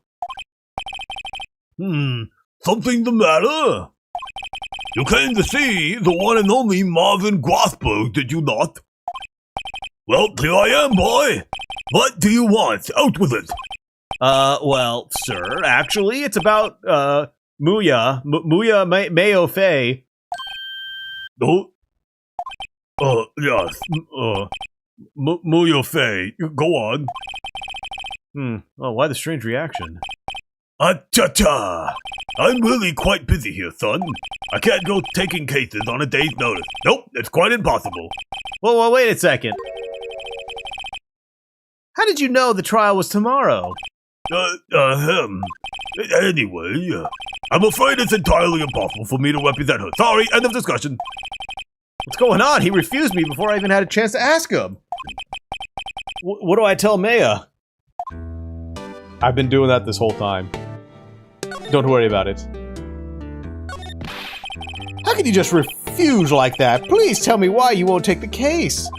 Well, you see, it's just, I'm busy, you see. But the client is Mia Fei's sister. Mia trusted you. She knew her sister would be in good hands. Her sister would be in good hands. Yes, of course, I know that. However, I'm sorry, but I must refuse. Sorry, goodbye. Creep. Fine. I don't have time to argue with you anyway. I'll go look elsewhere. See you later, Beep. Think not. Huh? Did you say something? think not, I said. What do you mean? I'm terribly, terribly sorry. But I'm afraid that no lawyer worth their salt will take on this particular case. Terribly sorry, my boy. Why? I cannot say. I beg your pardon, but could you leave now? I've nothing more to discuss with you. What's going on here?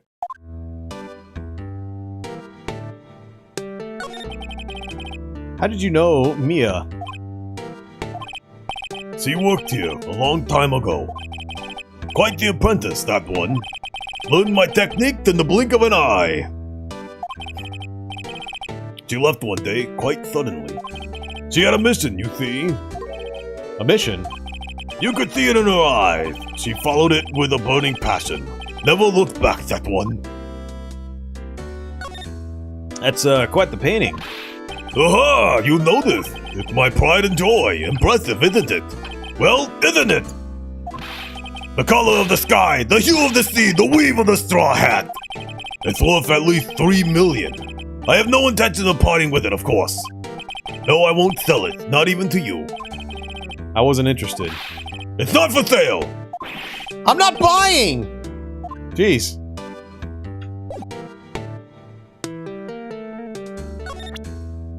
Hey, check this out. Very sorry, but I got nothing to say regarding this matter. Okay.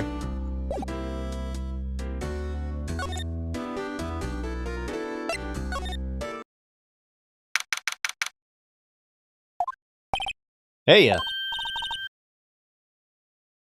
Oh, you're back. Did you find the lawyer? well, what do I tell her? Well, you see, just be honest, I really don't think you should use that guy.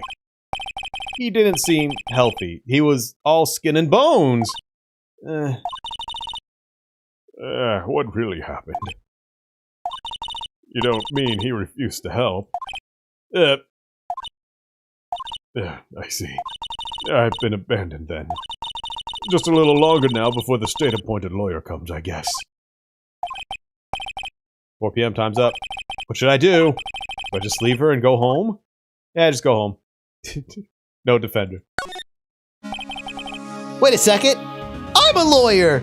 I've made up my mind. I'm gonna defend you whether you want me to or not. Why? Why? Well, I don't know why. I can't abandon you. No one is sad as a person without any friends. I know, I've been there a long time ago. Why did I become a lawyer in the first place? Because someone has to look out for the people who have no one on their side. Mayor. I won't abandon you. You can count on me. Yeah, that's so kind of you.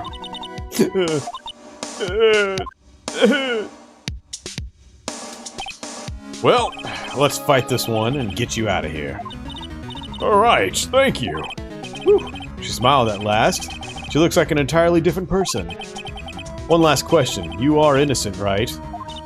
Yes. And I trust you. So you trust me too, okay? It's a deal. So what next? There's something that's been bugging me. Just what was inside that strange woman's drawer? It was when I tried to look into that drawer that she got all defensive. There has to be something in there.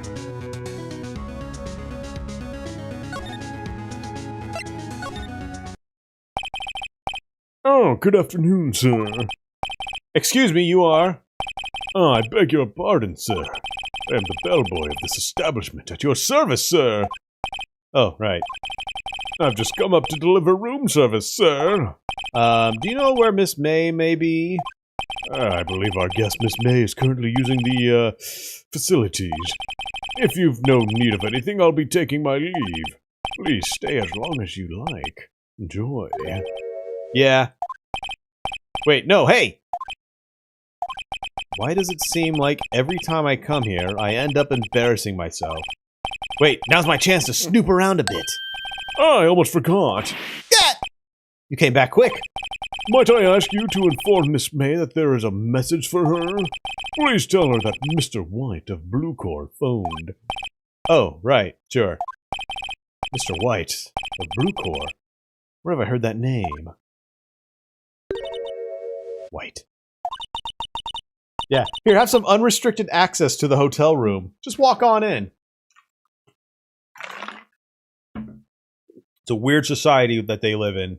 Japanifornia. White was the name of the guy who ruined Mia and Maya's mother. Could it be a coincidence?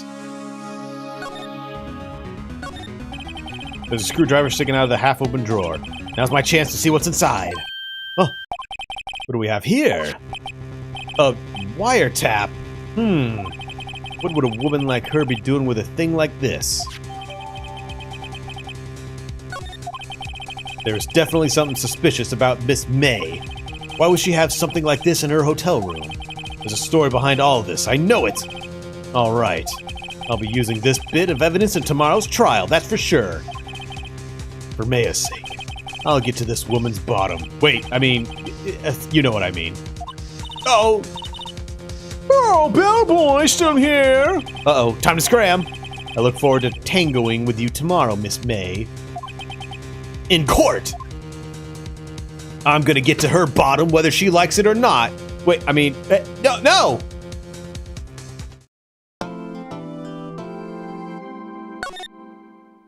Wait a second.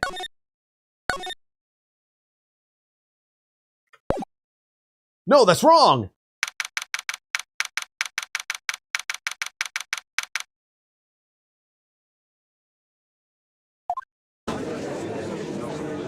Oh, this guy.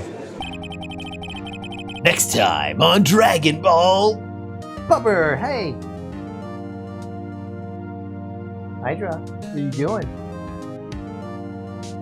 Do you want to go outside? Is that what's going on? She's just staring at me, wagging her tail. She's kind of has that head down, eyes up. Oh yeah? Yeah, now there you go. Yeah, now she's getting pet.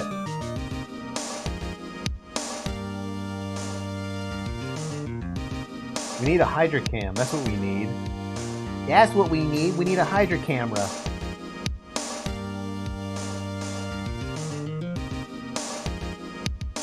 Court is now in session for the trial of Miss Maya Fey.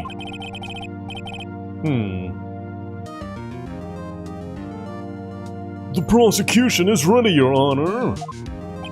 The defense is ready, Your Honor. Make it Crumb reward to turn on the Hydra cam. Should be like Crumb rewards to give her a treat. Pet the Hydra. Yes, pet the Hydra. Pet the Hydra. They're talking about you, Hydra. They love you. But a lot of times when I stream at night or in the morning, she's sleeping.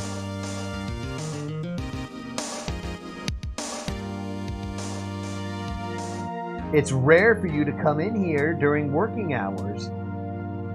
But we gotta take advantage of that, huh? Yeah, we gotta pet the puppy. Oh yeah. Oh yeah. We good? Yeah, we good? Okay. Miles Edgeworth. I better not show any signs of weakness today or he'll be on me in an instant. Mr. Edgeworth, please give the court your opening statement. Thank you, Your Honor. The defendant, Miss Maya Fey, was at the scene of the crime. The prosecution has evidence she committed this murder, and we have a witness who saw her do it. The prosecution sees no reason to doubt the facts in this case, Your Honor. I see. Thank you, Mr. Edgeworth. Let's begin then. If we may call our first witness, Your Honor.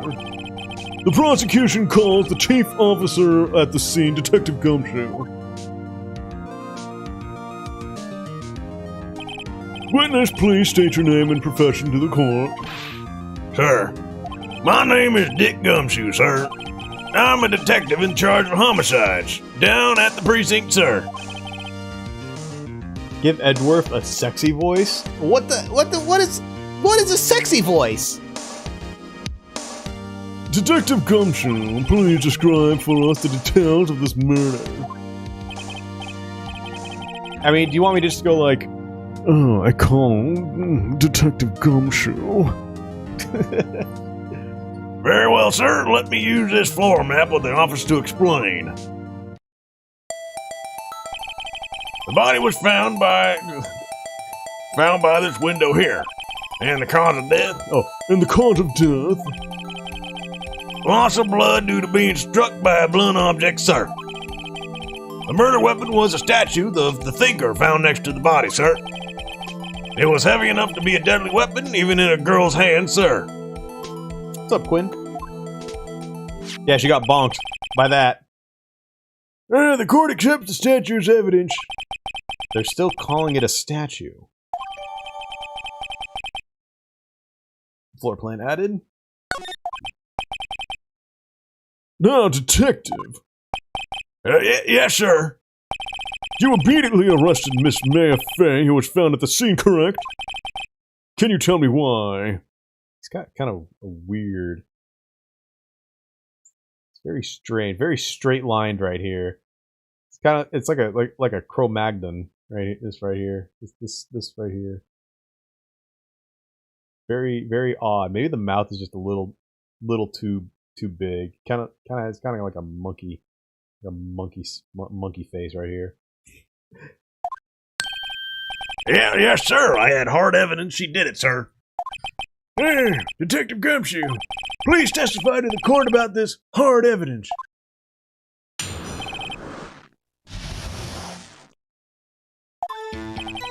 As soon as the phone call came in, I rushed to the scene. There were two people there already. The defendant, Miss Maya Fey, and the lawyer, Miss Phoenix Wright. I immediately arrested Miss Maya Fey. Why? We had a witness account describing her. The witness saw Miss Maya Fey at the very moment of the murder. The very moment, you say? Very well, Mr. Wright, you may begin your cross-examination. Yes, Your Honor. Cross-examine what? I couldn't see a single contradiction in the testimony. Little finger rub. Whoosh. Smack. Hey, Maya just threw something at me. What's this?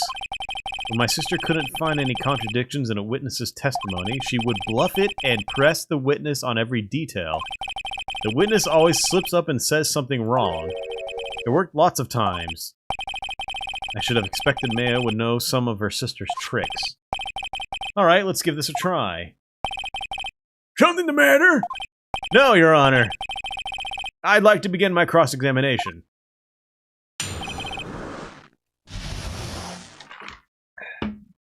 Okay.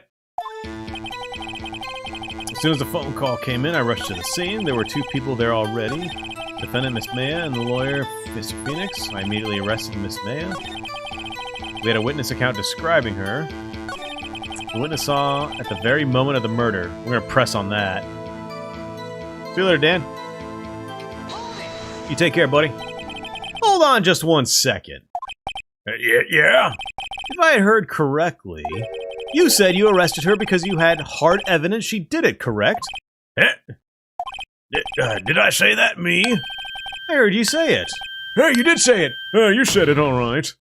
Exactly what about this suspicious woman in Pink's claim was hard evidence? What? Miss May isn't suspicious, and she sure isn't Pink, pal. Wait. Well, I guess she is Pink. That's enough, Detective Gumshoe. Do you have any more solid proof other than her claims, Detective? I guess pressing can have its advantages. Yeah. Sorry, I got the order of things mixed up in my testimony, Your Honor, sir. There was something I should have told you about first, Your Honor. Very well, Detective. Let's hear your testimony again. You get 3 do-overs, remember? After securing the suspect, I examined the scene of the crime with my own eyes. I found a memo written on a piece of paper next to the victim's body. On it, the word male was written clearly in blood. Lab test results showed that the blood was the victim's. Also, there was blood found on the victim's fingers. Before she died, the victim wrote the killer's name. How do you like that? That's my hard evidence. That ain't hard evidence at all. Before we begin cross-examination, I have a question for you, Detective. Your Honor, why didn't you testify about this vital piece of evidence the first time? I know I'm real embarrassed. I forgot about it, Your Honor, sir. Try to be more careful. Very well, the defense may begin its cross-examination.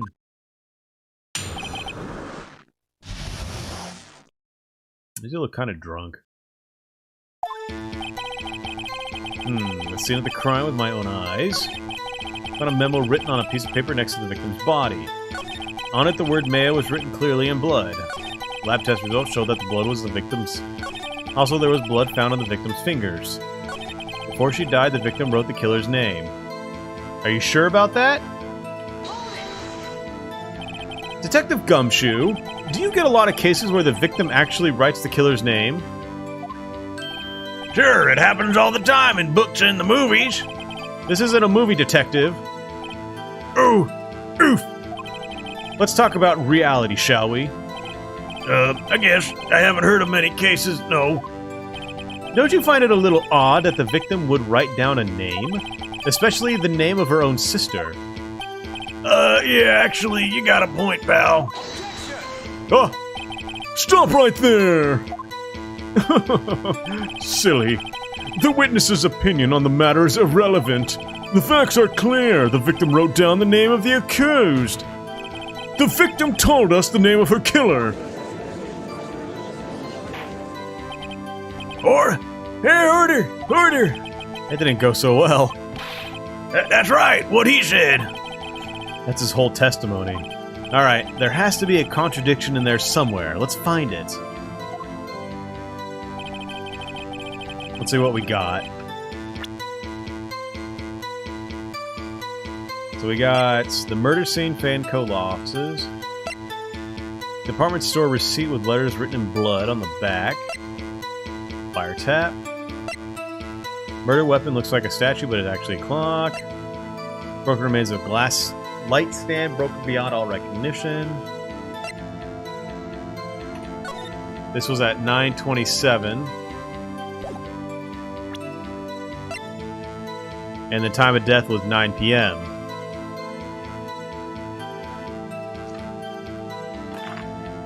Wait a second.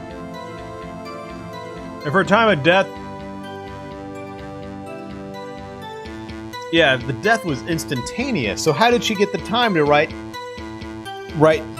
in blood? Yeah. There we go. Also, if this was at... Oh, this is at the morning. This is morning. And then that's at night. Okay. I'm good. But yeah, right here. Death was instantaneous. She would not have time to write that name in blood.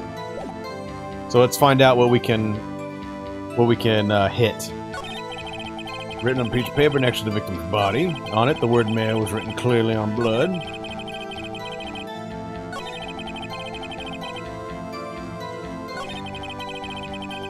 There we go. Right here. Objection. Detective Gumshoe, there's one thing I want you to clarify for me here. You say... Oh, hang on. You say the victim, Mia Fey, wrote this note. That she was accusing the defendant, Mia Fey. That's really what you're saying.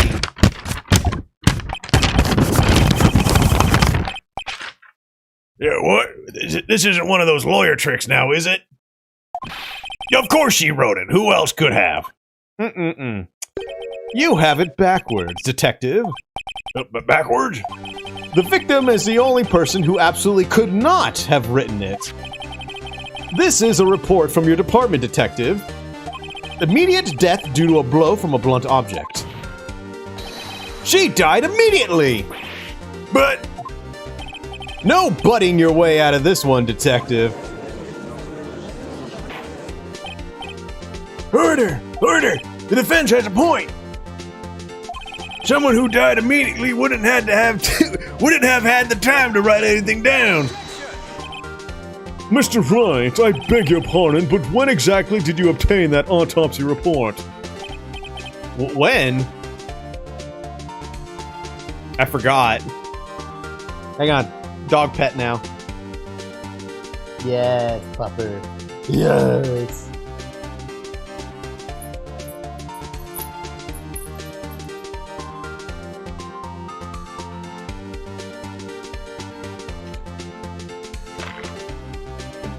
I don't remember. Wasn't it like immediately? Didn't he give it to me?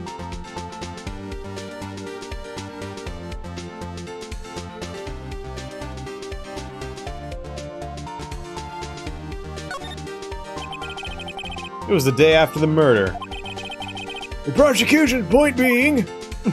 Oh, that autopsy report is outdated, Your Honor. What? A second autopsy was performed yesterday at my request. Death was almost immediate due to a blow from a blunt object. But there is a possibility the victim lived for several minutes after the blow. I received these results this morning. Well, I declare a mistrial because you didn't share the evidence with me like you're supposed to! No way. Your Honor! It's quite easy to imagine that the victim did have time to write Maya. Oh, that is all. I see! Damn you, Edgeworth. I should have known you'd have something up your sleeve. Why, Mr. Wright, you look shocked.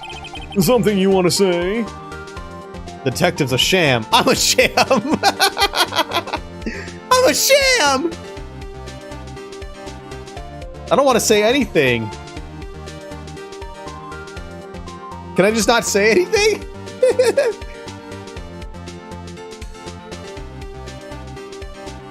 Well, I'm gonna throw some shade back at him. Mr. Edgeworth, I've heard there's nothing you won't do to get your verdict. What reason could you possibly have had to request a second autopsy report? Mr. Wright, the defense will refrain from personal attacks on the prosecution. He didn't submit the evidence! No matter, Your Honor. Mr. Wright, say what you will, the evidence in this report is undeniable. Your Honor, I submit this report to the court. You can't do that! Understood. The court accepts the evidence. May have lived for a few minutes after being hit. Okay. Addendum. Little asterisk there. You know, her head may have caved in, but, you know, she could have been alive. And had the, you know, the fucking, the ability to move her finger with half a brain. I guess good thing they hit the right side of the brain, huh? Well, Your Honor, the evidence strongly suggests the victim was identifying the killer. I suppose that's the obvious conclusion, yes. Oh, yes. Darn, this isn't good. Yeah, the room was covered in blood. The prosecution would like to call its next witness. This poor innocent girl saw the murder with her own eyes. Let the witness, Miss April May. Let the witness, Miss April May, take the stand. Exactly what part of her is innocent? Yeah. Witness? Oh, wait. Witness, your name, please. April May. Oh, whoa, hey, whoa! At your service! Wink. Miniskirt. Order! An introduction should not require any reaction from the crowd. The witness will refrain from wanton winking. Yes, Your Honor. This is not good. She's already captured the heart of every man in this courtroom. Tell us, where were you on the night of September 5th when the murder occurred? Gee, I was like in my hotel room. Tee-hee. Oh, I checked in right after lunch. And this hotel is directly across from Fanco offices? That's right, big boy. Please testify to the court about what you saw.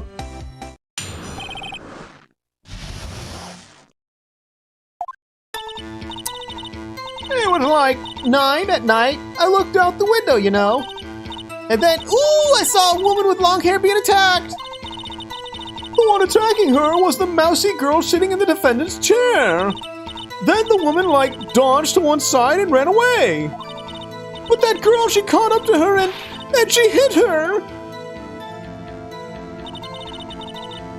Look at all that blood. Then the woman with the long hair, she kind of slumped. The end, that's all I saw. Every little beatsy-witsy wink.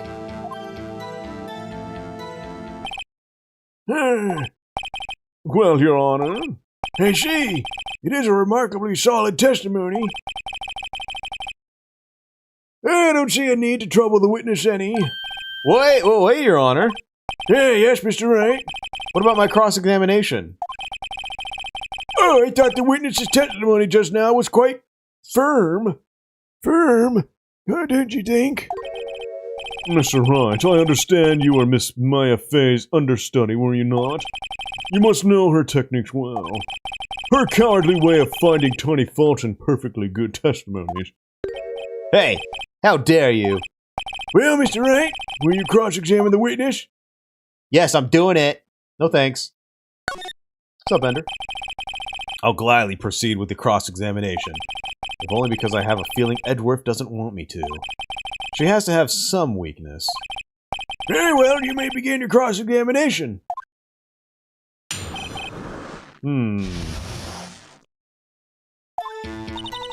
9 o'clock at night.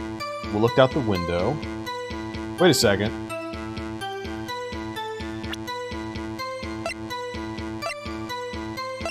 She didn't look out the window at 9 o'clock at night.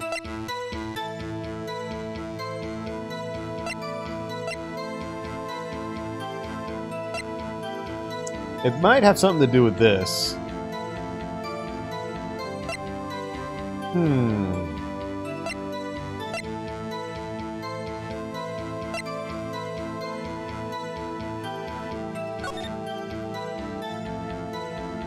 Okay, I think it's this. Because she couldn't have seen what happened. Because this is her view right here.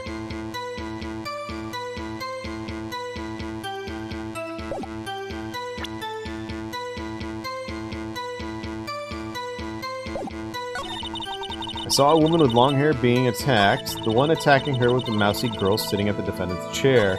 Then the woman, dodged to one side and ran away. But that girl, she caught up to her, and she hit her. That's it. Nothing really jumps out as contradiction. There's gotta be something in there somewhere. You better just press her on the facts a bit.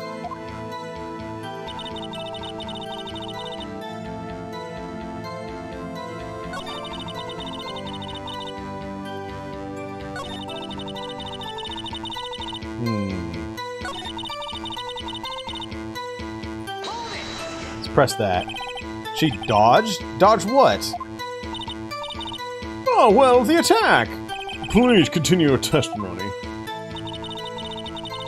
She caught up to her, and she hit her. What did she hit her with? How did you know it was my client's? Gee. First of all, she had a girl's physique. And secondly, she was small. Who else could it be but her? She has a point.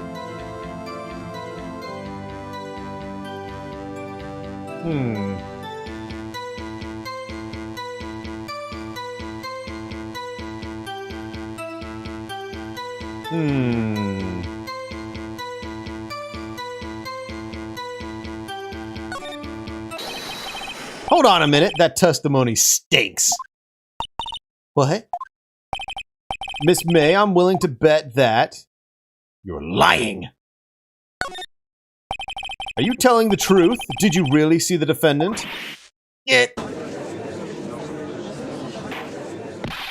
Mr. Wright, what's the meaning of this?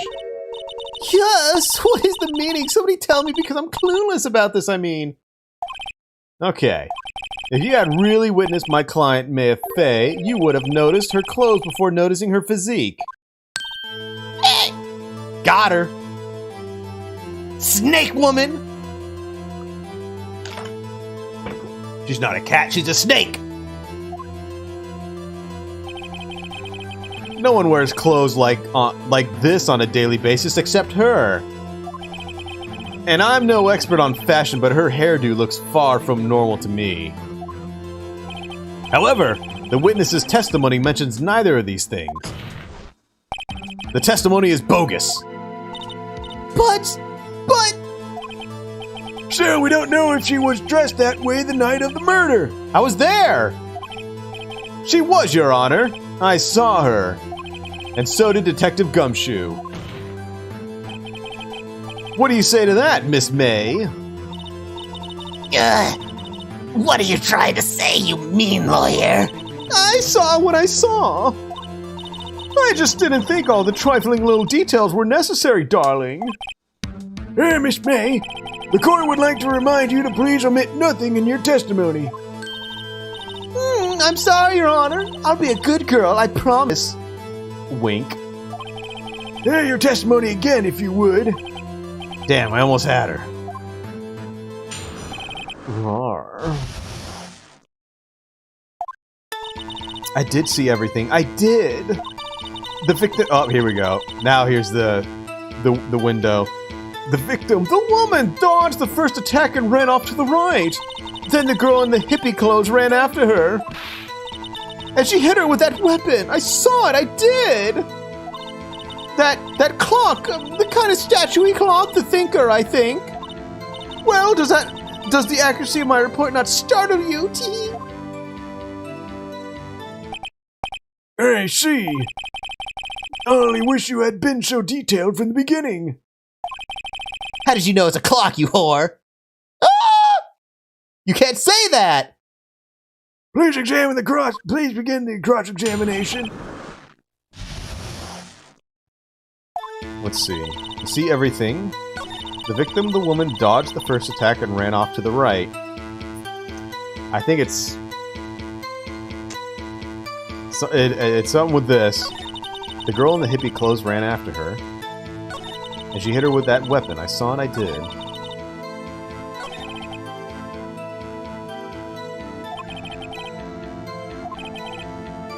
Press and squeeze the truth out of her.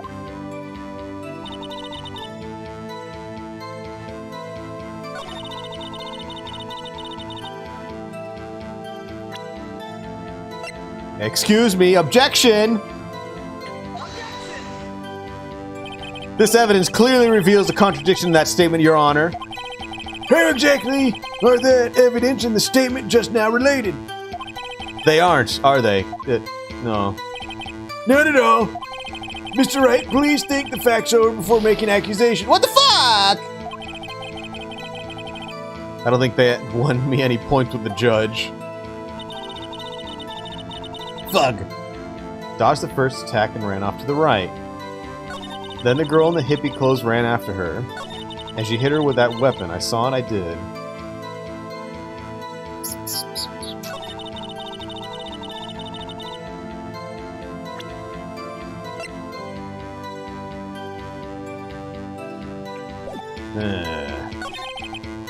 I mean, I guess we could press her. We gotta press and squeeze her. Is that right? As in your right, as you looked from the hotel? Which hand do I hold my knife in again? Right, it was my right hand, right? Satisfying, Mr. Wright. Please continue. I gotta squeeze her to get to the bottom of it.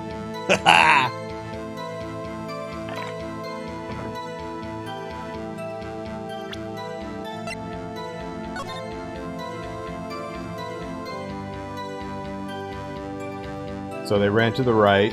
That's what she said.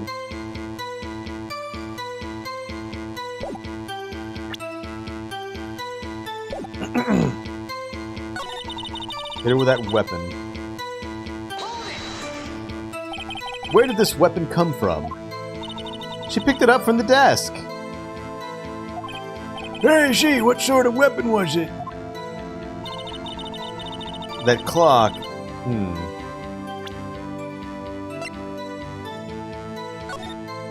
She couldn't see the desk, though.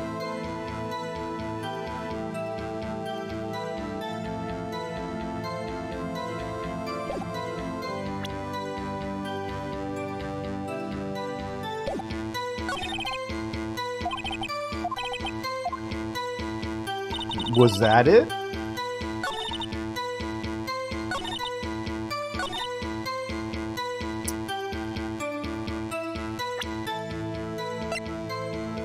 I guess we can try it. Your Honor! That statement contradicts this evidence.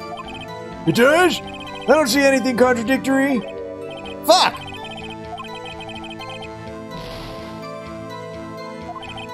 Whoops, that didn't go so well.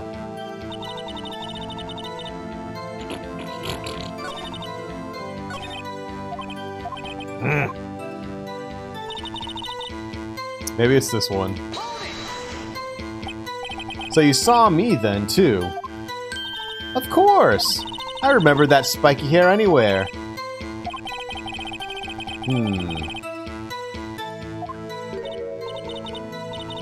Ooh, was I a bad girl? I'm sorry. Maybe it is that one, actually.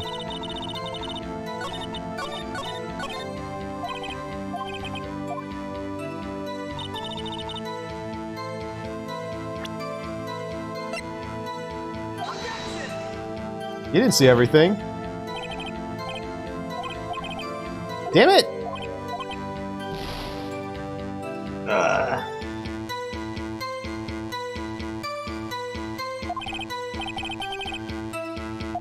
Alright, Hoko, go ahead. Solve it for me.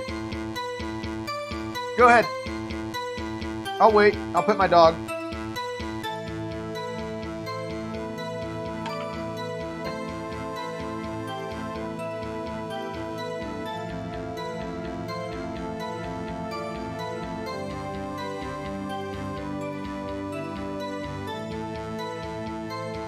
Alright, I'll press her about the clock.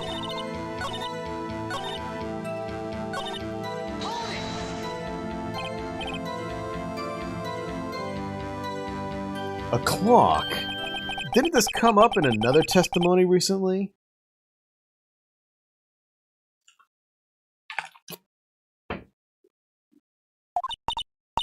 Well, don't look so sour, Mr. Lawyer. You can't win them all. No, but I have a feeling I'm onto something now. That clock, statue-y thing.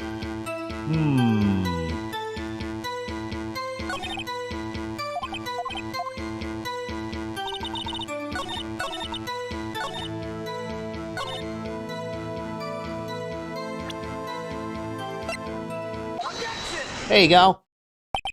Miss May, what you said just now was quite revealing. Ooh, revealing? Ooh, you'd like that, wouldn't you, naughty Mr. Lawyer? You just said that the statue of the Thinker was a clock. But there's no way of knowing that just by looking at it. Yeah. Another person in much the same position as you recently called this a clock too.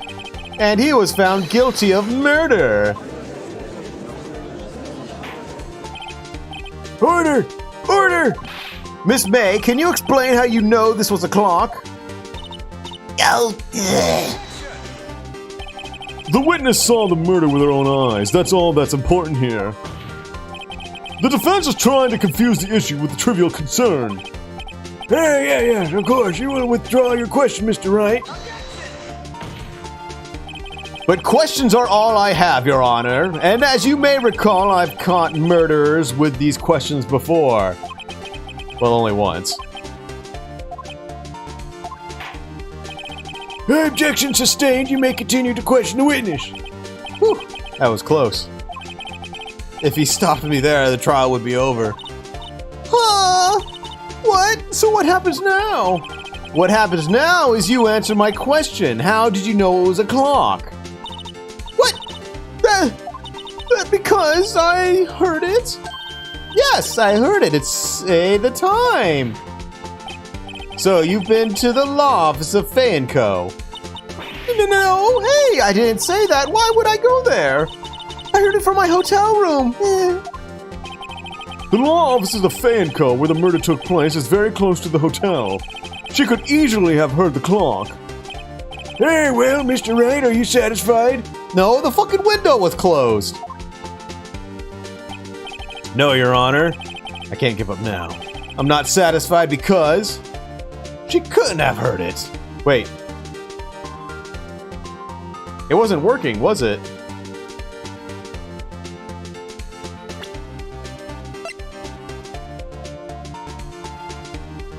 Wasn't it like the battery's taken out and there's papers put in it? Yeah, it wasn't working.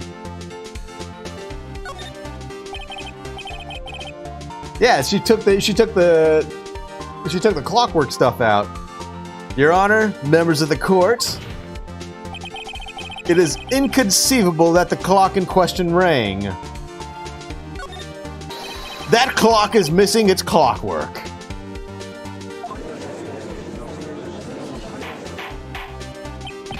How could you possibly? Just take a look right now. Oh! See anything interesting, Your Honor? It is as the defense says. This clock is missing its clockwork. It's quite empty. Mr. Wright, would you care to explain to the court the meaning of this? It's called evidence. I presented it. Oh, I don't need to explain it. It is as you can see. The clock was empty. It couldn't have rung. Therefore, this witness is a big fat liar. Fat? Fat! Well, Miss May. Tisk tisk. Quite a show you put on for us, Mr. Wright. He knew the clock was empty. Somehow he knew. I'm afraid you've forgotten one thing, however. Indeed, the clock is empty, as you say. It can't ring. However, we must ask, when was the clockwork removed? If it was after the witness heard the clock, then there is no contradiction. Ah, the phone. So I think it says here, right?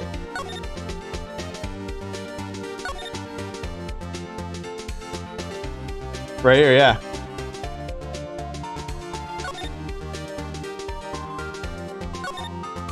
Got it.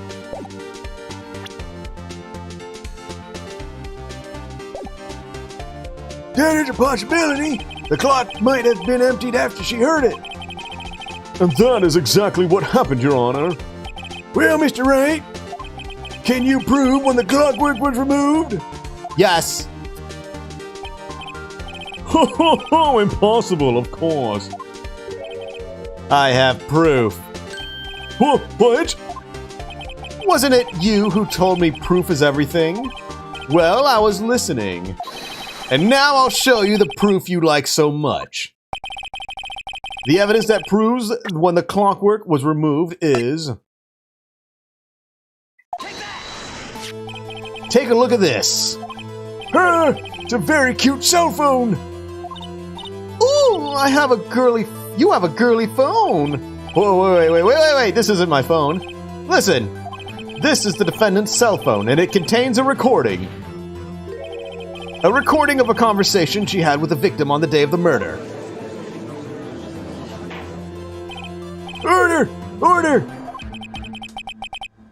The defendant's cell phone? This wasn't brought to my attention. Yeah, neither was your autopsy report, fucker. Perhaps Detective Gumshoe overlooked it. The good detective better remember he's up for evaluation soon. I gotta say, I'm starting to feel bad for the big fella. Let's hear the conversation.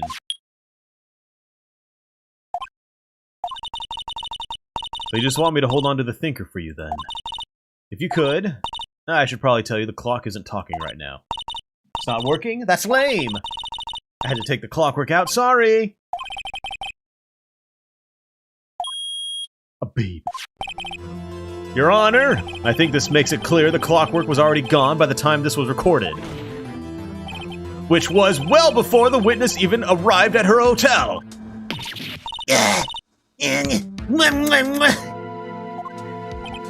Well, Miss May, would you care to explain this to the court? Just how did you know that weapon was a clock? Well, isn't it obvious? I saw the clock before. What store was that again? I go to so many. Oops, I forgot. Wink. So the witness had seen it before. That would make sense. No, it doesn't. It's a custom made. There's only one other one. Yes, I absolutely object. The witness claims she has seen it before, but this directly contradicts a piece of evidence already submitted to this court. Well, then let's see it. You were there, Judge. You know there's only two in the world. I forgot. Please produce this evidence. This will prove the witness had not seen the clock before. It's just made by Larry Butts. Yeah, just present the damn clock. It's simple. This clock was never in any store, ever. what? A friend of mine made that clock. Only two exist in the... Yeah! And the one that isn't here is in police custody. Impossible! Everything is sold in stores! Miss May, I think it's high time you went shopping for a better excuse. Got him! Oh, excuse is not on sale today? Oh.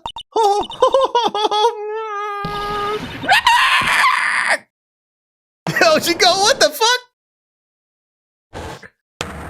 Oh, dude. Oh, God. What's it to you, porcupine head? That stupid clock doesn't matter, okay? She did it, and she should die for it. Die! Whoa! Let's not get ahead of ourselves.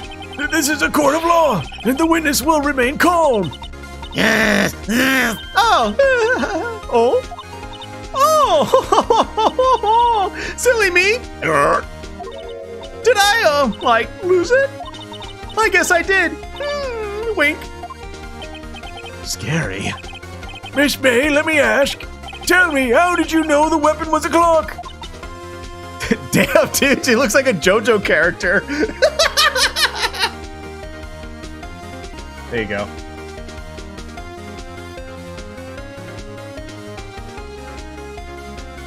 Oh, you gotta shake it a little bit.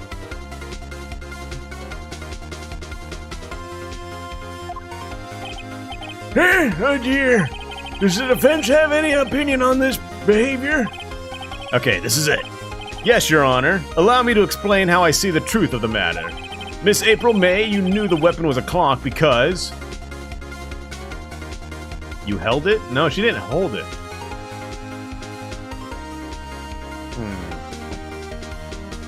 You had heard about it, yeah. The witness had never held the clock in her hand. However, she had heard that it was a clock. She heard? That is correct, Your Honor. There's no other way she could have known the thinker was a clock. And I can show you the proof. Well, this is interesting. Let's see it then. Show me the evidence proving that the witness had heard the murder weapon was a clock. Ah, thug. Ah, here we go. The wiretap. I have a look at this. I found this in Miss May's room. You can't do that! Mr. Wright, please explain to the court what this is. Miss April May, you were tapping the victim, Miss Mia Fey's phone, were you not? Oh! Your Honor, this is irrelevant. I'm not entirely sure that it is. Objection overruled. It troubles me that our witness was in possession of a wiretap. This is outrageous! Does the defense truly claim that the witness was tapping her phone? Absolutely. Even if that was the case, which it's not, you still have to prove one thing. Did the victim ever say that the weapon was a clock on the phone? Can you prove that? I think not! Oh yeah? I think I can! It's simple! What?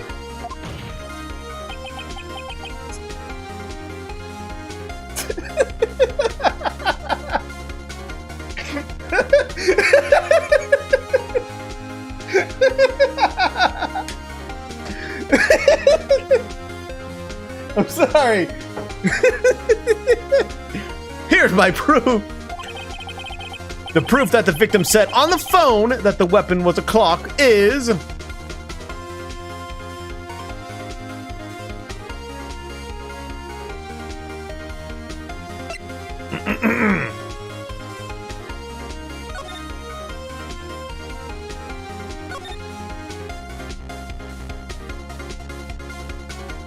right there.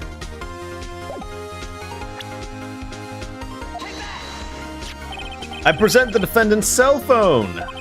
Yeah, we've seen that. Listen once more to the conversation between the defendant and the victim.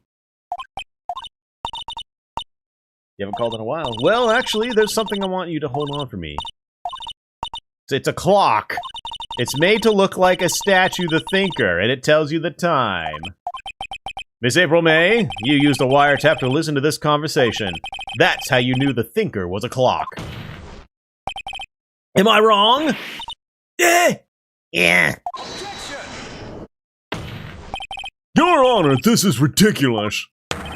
Your Honor, look at the witness's face. Does she seem amused to you? The defense demands an answer!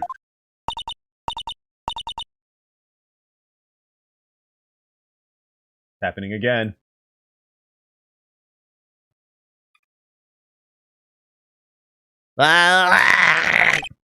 Witness, answer the question. Did you tap her phone?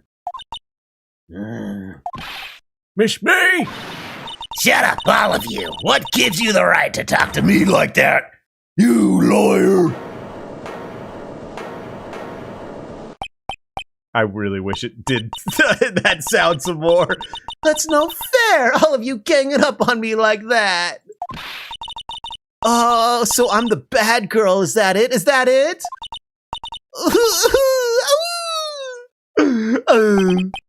That did it. The court's seen the real Miss April May now. Now to deal the final blow. You did it, didn't you? Why the wiretap? Why did you tap her phone? Check Steam General. I'll just check it right now!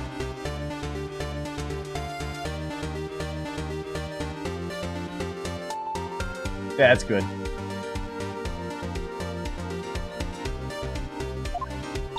Oh.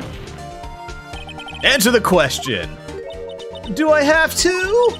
Isn't this a murder trial? Isn't tippity-tapping irrelevant? Ugh, she's saying exactly what Edgeworth wants her to say. Miss May, you were tapping the victim's phone. I hardly call that irrelevant. While this court does not condone the defense's tone of voice, he has a point. Fuck, what? Fuck! Shut the fuck, what? Fuck you!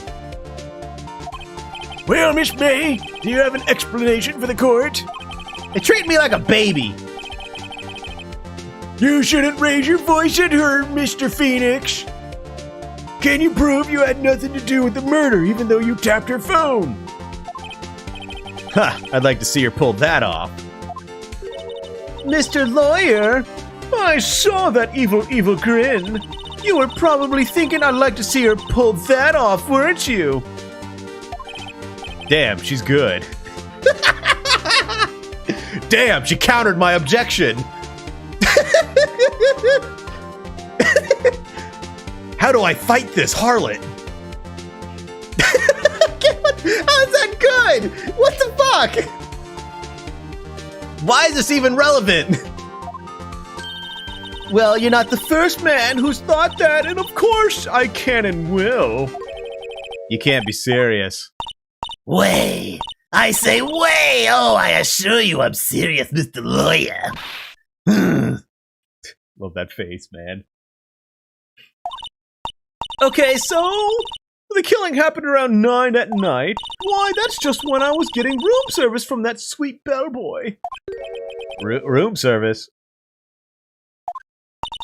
Iced coffee, I believe it was. Iced coffee, you know, like normal coffee, but cold. If you don't drink it quick, the ice melts and then you have regular cold coffee. Iced coffee? Think I'm making this up? Ask the bellboy! Wink.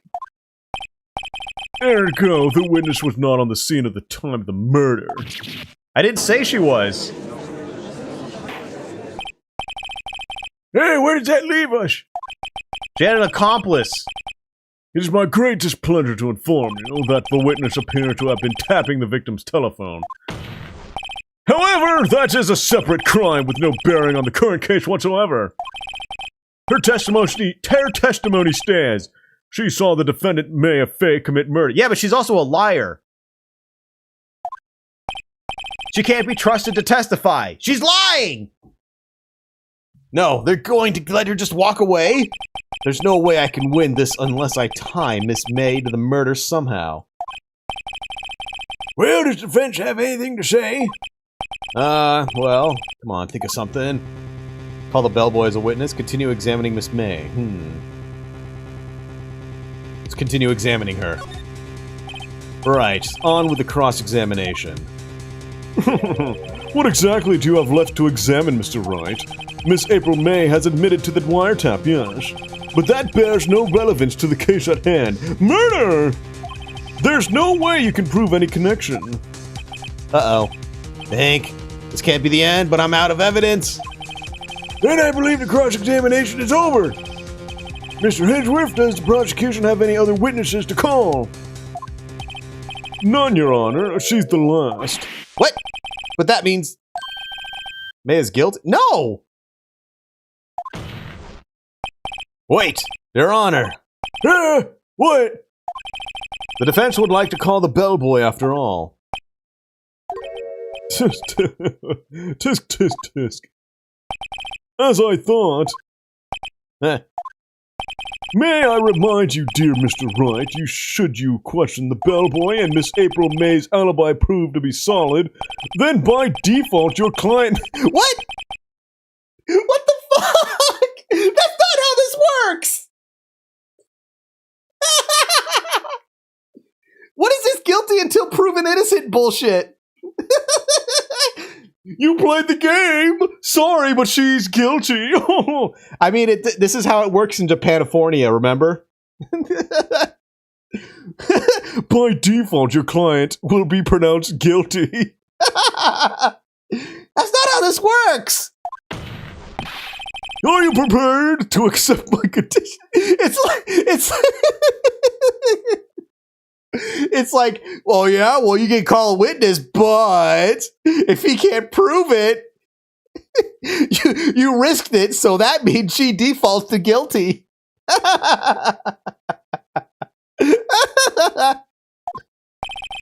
Edgeworth. He's got me backed into a corner, but I don't see any other way to take this. I accept. This is so what a dystopia, this nightmare this is. Very well. The court calls the hotel bellboy to the stand. I believe we're ready for the witness to testify. Excuse me. He certainly does look like a bellboy. He brought his tea set and everything. Yes, sir. I sound the same. Yes. Yes, sir. I received your summons in the middle of work, sir. I'm happy to be of service. That tea sets look rather heavy, so without further ado, the witness may begin his testimony. Very good, sir.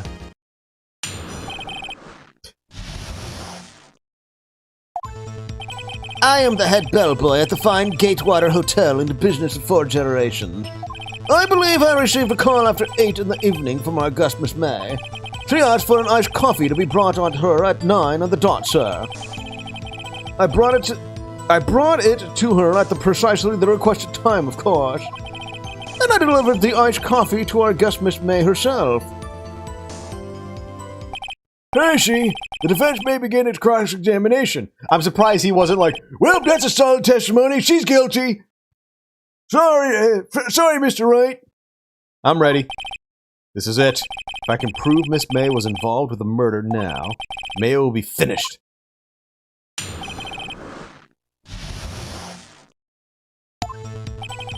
Head bellboy at the fine Gatewater Hotel in the business of 4 generations. Received a call at 8 in the evening from our guest, Miss May.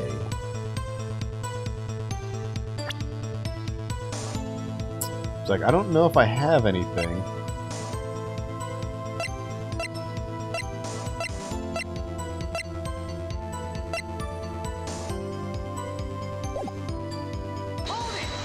So let's keep pressing.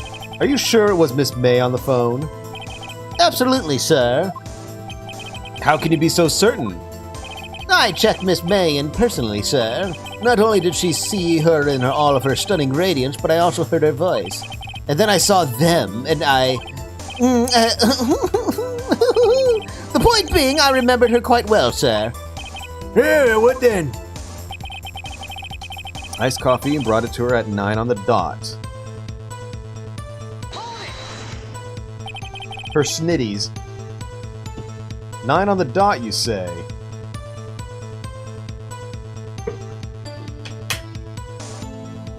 Her Milky Wilkies? Her humana nomina humongous dunguses? What? How does that go? Her Ganagabanagas? Yes, I confirmed that detail several times. She was watching a program on the TV and wished to drink after she finished, sir. Honkadonkaroos, yes! 9. The time of the murder. I brought it to her at precisely the requested time, of course. And I delivered the iced coffee to our guest, Miss May herself.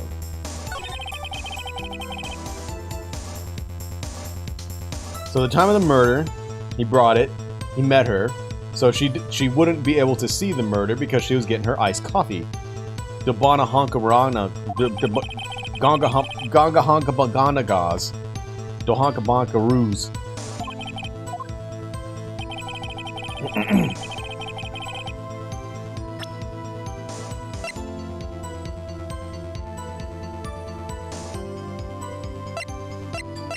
So it'd be the autopsy, right?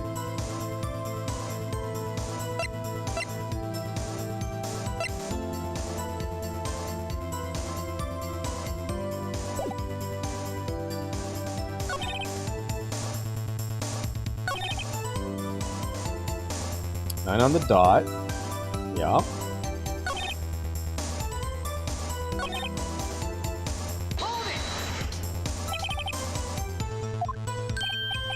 Absolutely, it was her. Yes, sir, as in, so very absolutely, sir, it is an endearing mannerism of mine. How come you're so very certain? Well, when I brought the room service, sir, the guest, sir, favored me with an embarrasser, sir. Embracer. Oh, embracer. Is that French for embrace? It's French for kiss, sir, but not a French kiss, sir. More of a peck on the cheek. Why would she have done that? I believe perhaps she was momentarily swayed by my prim demeanor, sir. It was a moment I shall never ever forget, sir. Sounds pretty fishy to me. I think our Miss May was up to something and wanted a bellboy to remember her. It's no good. There's nothing there. Is that it? Tisk tisk. Finally you understand. Oh man. Excuse me. This bellboy has absolutely no reason to lie. Now, if you have any decency, you will end this rather tedious cross-examination here. It was a bit tedious. Oh, I'm sorry for trying to prove my client innocent, sir. The witness may leave the stand. I can't let this happen, can I? Protest. Wait, please wait. Does the defense have something to add? One last question. Let me ask one last question. Your Honor, I must object. This charade of justice has gone on long enough. Now, Mr. Edgeworth. All right, Mr. Wright, I'll give you one more question. That's all. All right. This is the really it now. This is my last chance. What do I ask him about? Room service. Bed making? Well, the bed was made, but that's not relevant. The room service. Tell me again about the room service. Again, sir. At exactly 9, I delivered room service to Miss May in room 303. The guest had requested iced coffee, $18 with the charge, as I recall. I see. $18? Doesn't that seem a bit expensive? Yes, well, iced coffee for 2, you know. Oh. And we don't skip on the ice, sir. Huh. What did he say? Nani? What did you say? Rather quite. Bellboy, tell us the truth now. Was someone else staying in the Miss May's room? I object. That was objectionable. Objection overruled. The witness will answer the question. Yes, I see. Why did you not mention this in your testimony? Well, sir, you see, you didn't ask. Nice try. That's the sort of thing you're normally supposed to mention. Yes, quite. Indeed. It was the good barista there, Mr. Edgeworth, who... Oh? He asked me not to mention if it wasn't specifically asked, sir. You fool! I've done it. I've won. What? Time for the coup de grace. Miss April May checked into a twin room with a man, correct? Yes, sir. Then, when you brought them room service, you didn't see that man in the room. That's right, sir. Your Honor, we have just learned of another person involved who may have been the murderer. In light of this new fact, I hold that it is impossible to judge the defendant. Wouldn't you agree, Mr. Edgeworth? And who, Mr. Wright? Who is this other person? Simple. It was... the man with Miss May. The man who checked in with Miss May. Your Honor, as has been previously revealed, Miss April May was tapping the victim's phone, yet Miss May herself was an alibi at the time of the murder. However, that does not clear the man that was with her. The bellboy saw no one else in the room at the time of the murder. What a convenient little setup, but it's too late. Too late? I suppose you'd like it if it was too late, wouldn't you? After all, it was you who hid all the presents of the other man from this court! Upstart! Amateur! These accusations are ludicrous! Enough. The court acknowledges the defense's argument. I expect the prosecution and defense to look into this matter fully. Am I understood? Yes. Yes, Your Honor. That is all today for the trial of Maya Fey. Court is adjourned. Hey, I did it!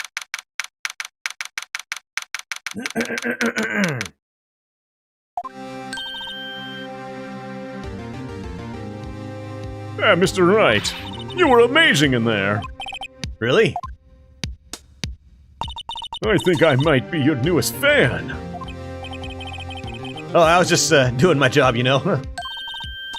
Yeah, then again, the other attorney was pretty cool too. Huh? That face of his, with his eyes wide and trembling lips. It sent shivers up my spine. If you say so. Yeah, so what happens with me? Do I get to go home now? Well... No, I don't think so. Not yet. Oh, I see.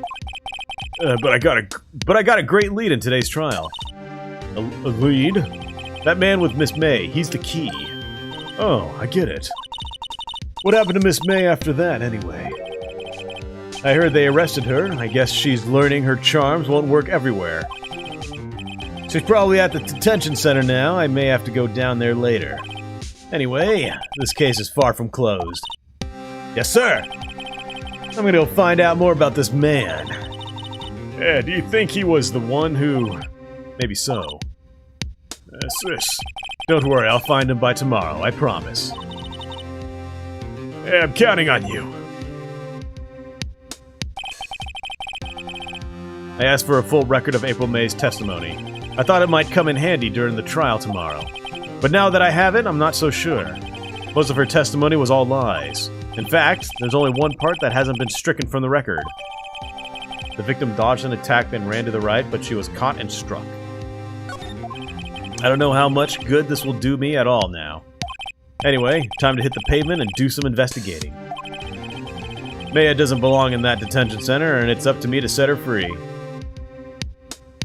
Obviously, it's gonna be the linchpin of this whole trial for tomorrow.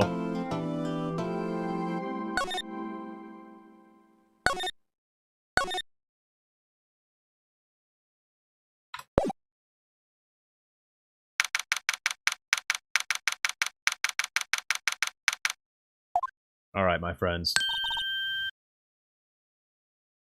I'm gonna have to take off because my throat is starting to die. So I hope you all enjoyed this lovely beginning of quite a long series, I'll have to say. So thank you, everyone. Take care, stay well, and I hope to see you tomorrow. Bye-bye for now!